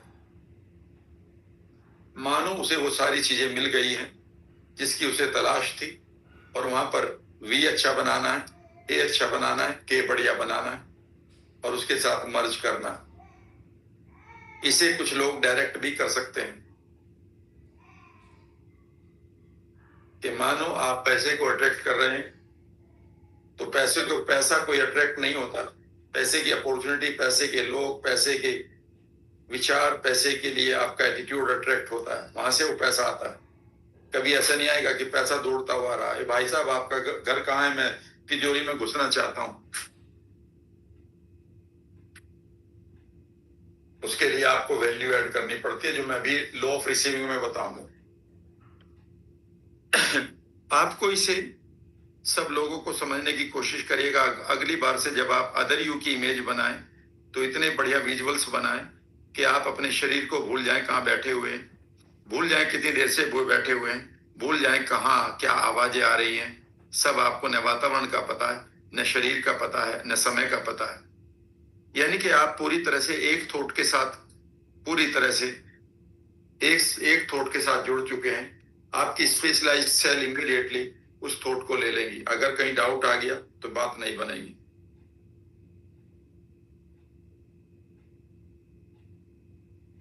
आगे बढ़ते हैं थोड़ा सा, इसके ऊपर हम आगे काम करेंगे। यहां पर मैं अब आपकी हेल्प करूंगा। ये तो समझ लीजिएगा कि जितने भी लोग, अब मुझे कौन है जो मुझे आने वाले वीक पर RAS को याद दिलाएगा। मैं देखता हूं कौन हाँ कर रहा है।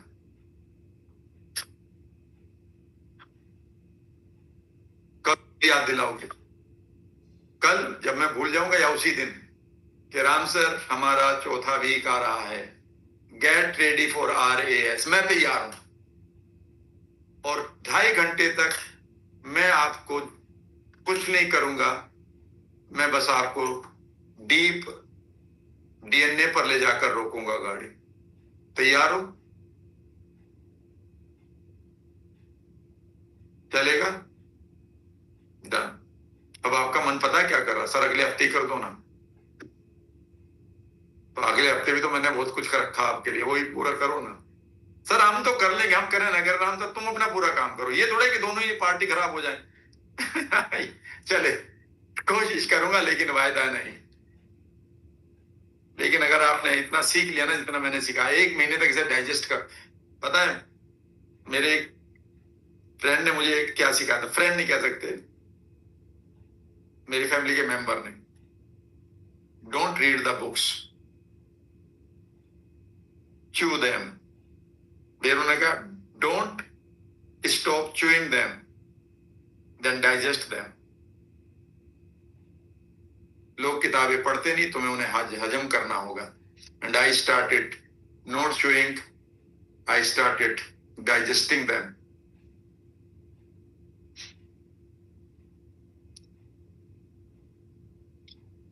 चलो बताता हूं, लास्ट में आता हूं।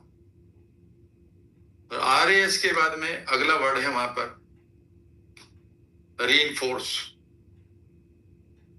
जब आपने अपने ध्यान में, अपने बोध में, अपने गोल को, अपनी इवेंट को डाल लिया कि ये मैं चाहता हूं फ्यूचर में, या मेरे साथ ये हो रहा है, मैं ठीक हो रहा हूं, अदर यू में जाकर पूरी तरह से इसे पूरा कर लिया। अब आपको इसको रीइंफोर्स करना है। एक किताब अगर आप पढ़ते हो, उस किताब का नाम है टैलेंट कोड। कैसे उन लोगों ने गोल्ड मेडल को मैनिफेस्ट किया है जो छोटे छोटे शहरों से आए हैं जहां पर कोई फैसिलिटी नहीं थी। किताब का नाम है टैलेंट कोड, कभी इसको ChatGPT पर ढूंढ लीजिएगा। और उन्होंने पाया कि ये कोई भी आदमी जिन्होंने ओलंपिक्स जीते हैं वो कोई भी स्पेशल नहीं था। उनके पास कोई स्पेशल फैसिलिटी नहीं थी, उनके पास कोई टैलेंट स्पेशल नहीं थी। उन लोगों ने सबने डेवलप किया, लेकिन उन्होंने उस टैलेंट को डेवलप किया, लेकिन टैलेंट को बचाए रखा, और उसका नाम था माइलिन इंसुलेशन।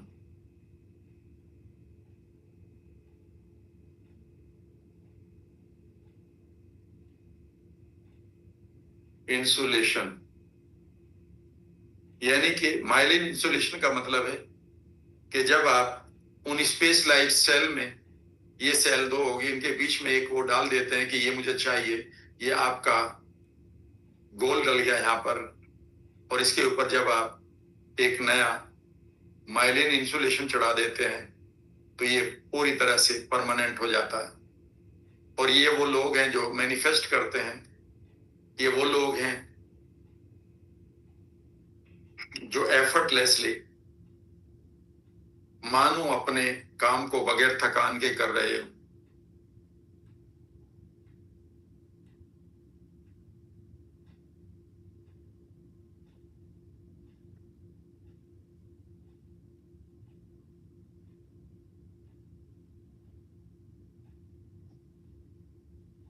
ठीक है ना।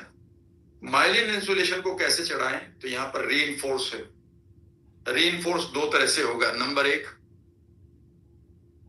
रिपीट इट, इस विजुअलाइजेशन को रिपीट करें जो एफर्टलेस है, इसमें कोई एफर्ट नहीं करना। रोजाना 2 से 3 मिनट कर लें बस, सुबह उठते ही, रात को कर लें 2 से 3 मिनट। जब आप सो रहे हो आंख बंद करके ही बैठ जाते हैं तो बैठ जाए। और दूसरा है, ये तो विजुअलाइजेशन हो गया। फिर रियल वर्ल्ड में जब तक आपको ऐसा नहीं मिलता है कि वो नई इवेंट आपके पास आ रही है, एंजॉय द सर्टेनिटी, एक सर्टेनिटी को एंजॉय करें बाय रेडिएशन। और इसका नाम लॉ ऑफ रेडिएशन भी है, जो मैं कई बार अपनी यूट्यूब में बोल चुका हूं। लॉ ऑफ रेडिएशन यानी कि अब आप जो चीज आप लेना चाहते हैं उसके थॉट को, उसके बिलीफ के, उसके मैसेज को लोगों को देना शुरू करो। आप पैसा चाहते हैं, राम सर मेरे पास पैसा नहीं है, मैं कहां से दे दूंगा या दे दूंगी? नहीं, आपको पैसा नहीं देता, पैसे के बिलीफ को देना। सो रेडिएट योर न्यू सेल्फ, आप अपने नई सेल्फ को रेडिएट करें। और रेडिएट करने का तरीका है, लिख लीजिएगा, द फर्स्ट वन, उसका नाम है एज इफ। मानो तुम ऑलरेडी ये प्राप्त कर चुके हो, अपने बिहेवियर में उसे शो करो। टॉक, वॉक, जो भी है, अपने जो रोजमर्रा के जो रेस्पॉन्सेज हैं उनमें शो करो। मैं इस समय पता है क्यों यहाँ पर पढ़ा रहा हूं, क्यों मैं पूरे दिन भूखा रहकर 3 घंटे की एक काउंसलिंग हो रही, 3 साढ़े 3 घंटे का, 4 घंटे का, 3 और 11 5 घंटे का पॉडकास्ट करके, बिकॉज मैं जानता हूं एक सर्टेनिटी को कि मेरे लिए कल सूरज निकलेगा, कल भी मैं जिंदा रहूंगा। यद्यपि ये कोई सर्टेनिटी नहीं है, पर मेरा ये मानना है कि हूं, ठीक है ना। 1% चांसेस अदरवाइज हो सकते हैं, तो याद रखिएगा।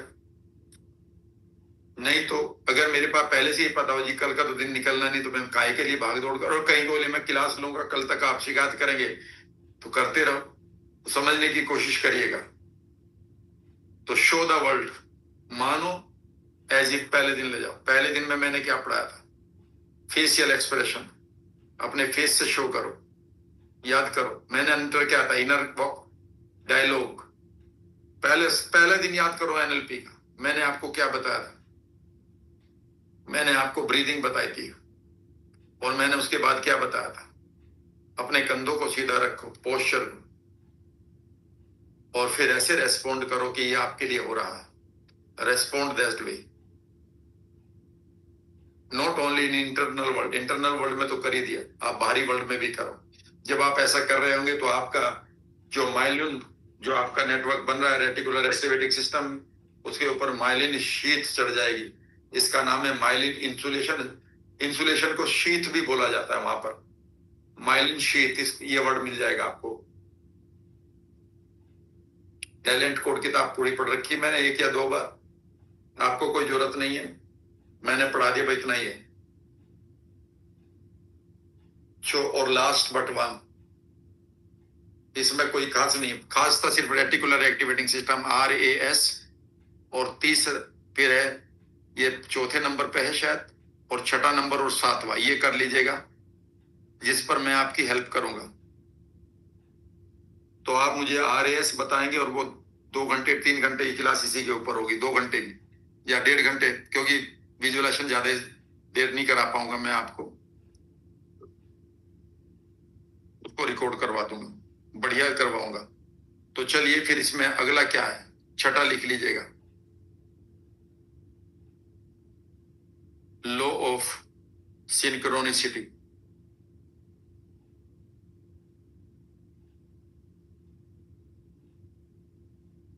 और यहां से अचानक आपको आइडियाज आएंगे। पहला, और ये आइडिया कई बार ऐसा लगेगा कि जो रेटिकुलर एक्टिवेटिंग सिस्टम है वो मानो आपको बता रहा ये कर लो। ऐसा लगेगा कि कई बार ये आइडिया इनर टॉक में आएंगे, यार फला आदमी से मिलो, ये करो।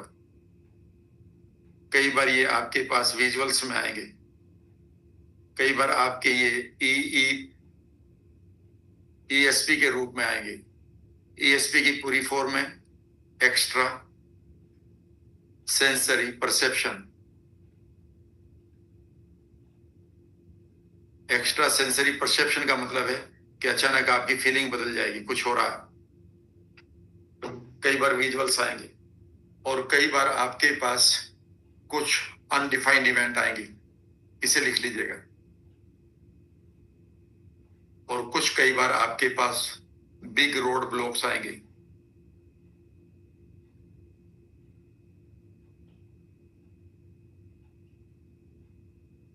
इन दोनों के बारे में सुन लीजिएगा। इसके बारे में कई बार आपकी फीलिंग बदलेगी, मुझे ये कर लेना चाहिए। जब भी आपकी फीलिंग बदले, चुपचाप बैठकर अपने आप से बोलो कि you want to say something to me, I am ready to listen, और I want to get the message, जैसे भी आप मुझे देना चाहें। एंड हो सकता है कि उस समय कोई आपको विजुअल दिखाई दे, कोई आवाज सुनाई दे, रात को अचानक आपकी आवाज, कोई आवाज आपको मानो खोल रही है, बिल्कुल ऐसी ही सुनाई देगी।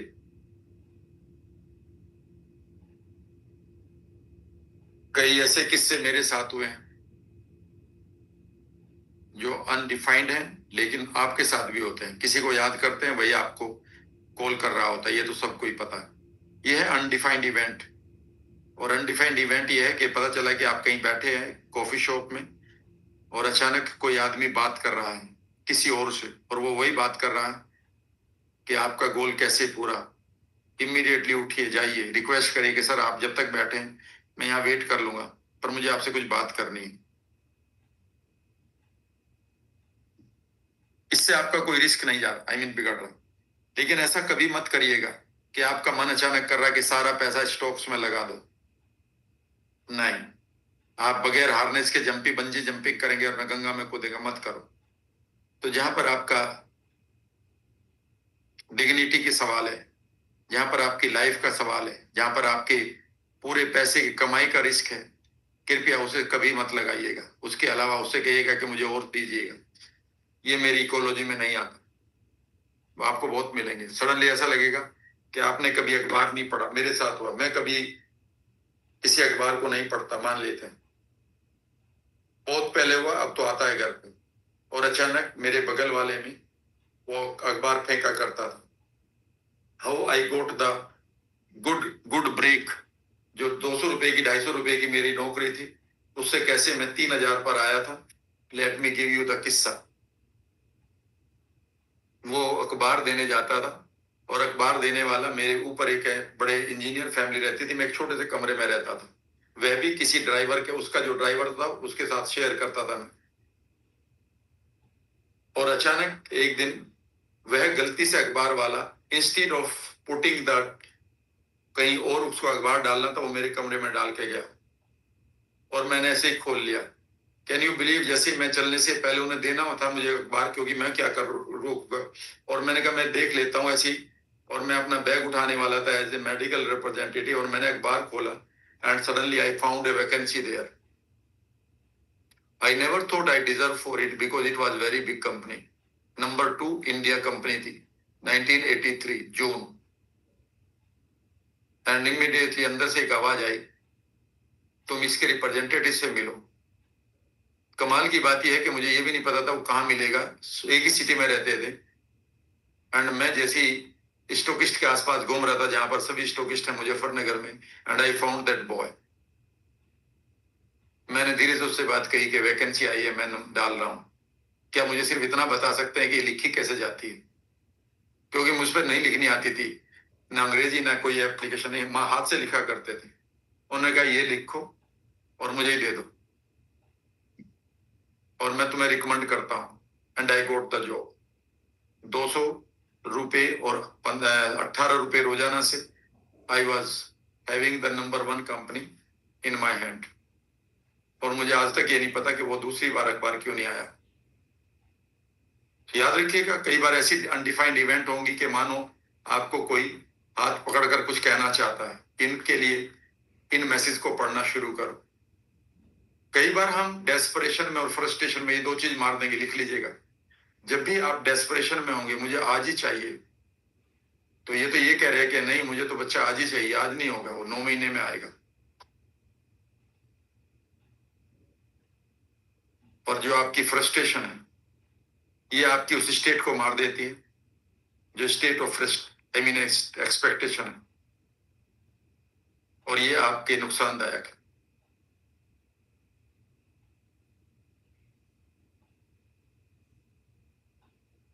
लेकिन इतनी बात पक्की है कि जैसे ही आपका रेटिकुलर एक्टिवेटिंग सिस्टम तैयार हो जाएगा, ये सिग्नल आपको मिलने शुरू हो जाएंगे। यहाँ पर एक चीज और भी है, वो मैं अभी नहीं बताऊंगा, पहले बता रखिए किसी और को, तुम उसमें उलझ जाओगे। मैं बताता ही नहीं कि वो 1 1 1 2 2 2 का क्या मतलब है, वो मैं नहीं बताऊंगा यहाँ पर। बहुत सारे लोगों को लगता है कि 1 1 1 दिखाई देगा, तो ये इसका ये नहीं है। आप अपने माइंड को कहते हो कि अगर मैं पूरी तरह से रेटिकुलर एक्टिवेटिंग सिस्टम, यानी कि अगर आप मैं पूरी तरह से प्रोग्राम हो गया हूं, तो मुझे ये कोई ऑब्जेक्ट है जो मैं देखना चाहता हूं, अगर ये दिखाई देगा तो मैं मान लूंगा, नहीं तो मैं करता रहूंगा। पर आप करते रहो। आप कहते हैं कि व्हाइट पिजन, बस ठीक है ना, तो अचानक व्हाइट पिजन जैसा कोई चीज दिखाई देगी दूर से, ये तो वो बैठा है, और जैसे ही मंगल बदलो कुछ और दिखाई देगा। कई बार सचमुच में किसी कोई खिलौना बैठा होगा, और कई बार आपकी छत पर उड़कर आ जाएगा, वो फिर चला जाएगा। यानी कि आपका सबकॉन्शियस माइंड मानो आपको मैसेज दे रहा है कि यू आर ओके, चलते रहो। लेकिन चलते चलते देखेगा, अब लास्ट पर आइएगा, ये बहुत इंपॉर्टेंट है, और ये है वो आपका रोड ब्लॉक्स। कई बार आपका बना बनाया काम बिगड़ेगा, कई बार बना बनाया रिश्ता एकदम से परेशानी में पड़ जाएगा। कभी ऐसा कुछ होगा कि जो सारा का सारा आपका गोल था वो मानो बिखर रहा। ऐसे में याद रखिएगा, इसे आप समझ लीजिएगा, ये एक बहुत बड़ी सिंक्रोनिसिटी है, ये मैसेज ऑफ द ब्रह्मांड है, इसे लिख लीजिएगा। ये दोनों में ही है। और इसके बाद रोड ब्लॉक का ही नहीं, इसके बाद ये एक और भी है, वहीं से आगे जगह नहीं थी, और कई बार अपने आप काम बनते चले जाएंगे, वो भी है। जैसा मैंने बताया था कि अखबार सामने आ गया, लिखवाने वाला भी आ गया, रिकमेंड भी कर दी। उन लोगों ने कहा कि अच्छा इसका ना आप रेफरेंस भी है। मैंने कहा सर मैंने उनसे ही पूछा था। अच्छा ओके गुड, पर अंग्रेजी तो नहीं आती, ये भी बोला था उन्होंने, आज भी याद है मुझे, अवध क्लार्क लखनऊ में बैठकर। एनीवे, तो कई बार ऐसा लगेगा काम अपने आप बनते जा रहे हैं, ये भी आपकी सिंक्रोनिसिटी है। और कई बार बना बनाया काम ऐसा लगेगा कि ये क्या हुआ, घबराना नहीं, उस समय शांत बैठ जाना। रेटिकुलर एक्टिवेटिंग सिस्टम आपको एक नया आइडिया देने जा रहा है जो इससे बेहतर होगा। कई बार आपकी नौकरी छूटी है, उसके बाद आप फ्रस्ट्रेशन और डेस्परेशन में उसके इवेंट को खराब करके आए हो। याद रखना, उससे बड़ी इवेंट आपके सामने कहीं खड़ी थी, वो दूसरी बात है। आई हैव मिस्ड द बस, जब मैंने एक बार अपने मेंटोर से कहा, वो जोर से मुस्कुराए और बोले the car is coming, if you have missed the bus, car आ रही है, ध्यान रखना। और लास्ट में दे रहा हूं लॉ ऑफ रिसीविंग, मैं उसे पढ़ा चुका हूं। और लॉ ऑफ रिसीविंग में नंबर 1,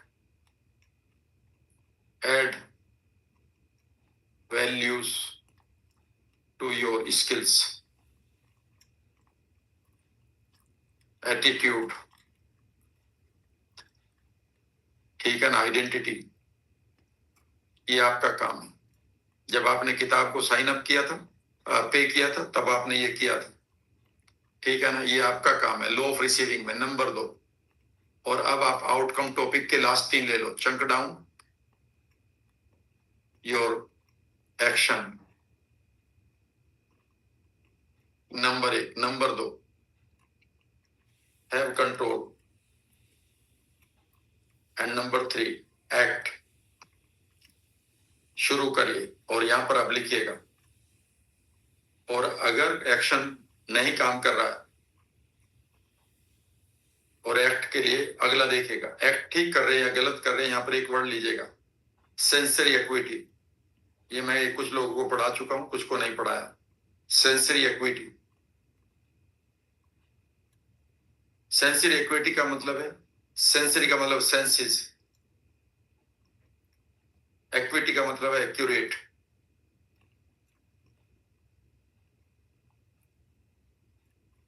यानी कि आप दरवाजा खोलने के लिए दौड़े हैं कि मेरी बुक आ गई है, पर दरवाजा आपको मेन गेट खोलना है, ना कि बाथरूम वाला। मानी मिलेगा वो।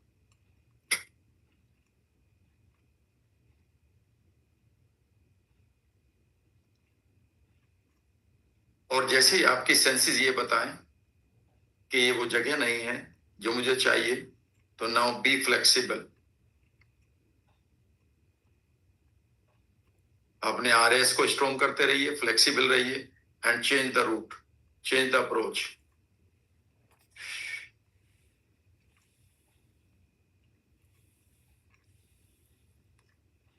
वैसे मैं एक बात बताऊं, जब भी आपको फेलियर मिलेगा, आपका कॉन्फिडेंस और आपका मोटिवेशन कम नहीं होगा। अगर आपने रेटिकुलर एक्टिवेटिंग सिस्टम को कर लिया, वो कभी कम नहीं होगा। उनका होगा जिन्होंने नहीं किया। अगर कहीं फेलियर मिलता है तो उन लोगों का मोटिवेशन कम होगा जिनका रेटिकुलर एक्टिवेटिंग सिस्टम प्रोग्राम नहीं हुआ। और अगर वो प्रोग्राम्ड है तो जैसे ही फेलियर आएगा, सडनली आपका reticular activating system with in एक दिन नहीं, एक हफ्ता नहीं, ठीक है ना, विद इन फ्यू आवर्स आपको एक नया आइडिया आएगा। और वो आइडिया इतना बढ़िया आएगा, वो आप ये कहेंगे अच्छा हुआ जो भी हुआ, यहां से बढ़िया, अब मजा आएगा। इसीलिए याद रखेगा, जितने लोगों ने कभी भी किसी की ऑटोबायोग्राफी पढ़कर देखेगा, एक ही चीज पाएंगे कि जब भी कोई रोड ब्लॉक बड़ा आया है, उसके बाद एक बड़ा मिरेकल लाइफ में हुआ है। बाकी सबसे बड़ा काम जो करना है वह है रेटिकुलर एक्टिवेटिंग सिस्टम का। सिंक्रोनिसिटी में ही मैं करा दूंगा, लेकिन उसकी कोई जरूरत नहीं बहुत बड़े। आई मीन मैं उसमें बहुत लगाऊं। अगला जो टॉपिक होगा हमारा होगा RAS, एक्टिवेट योर RAS। मैं कोशिश करूंगा कि उस RAS को एक्टिवेट करते हुए आपके 2 जगहों पे तो लगाऊं। एक तो what ever you want, and आपकी हेल्थ के लिए, फ्यूचर को ब्राइट करने के लिए। तब तक ये RAS आप कर सकते हैं एक्टिवेट अपनी फ्यूचर टाइमलाइन से।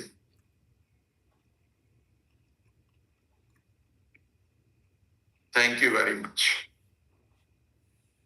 सी यू नेक्स्ट वीक। कैसा लगा बताइएगा। It's my day starts now. अब मैं रिलैक्स करूंगा थोड़ा सा बीच पर जाकर। अब मेरी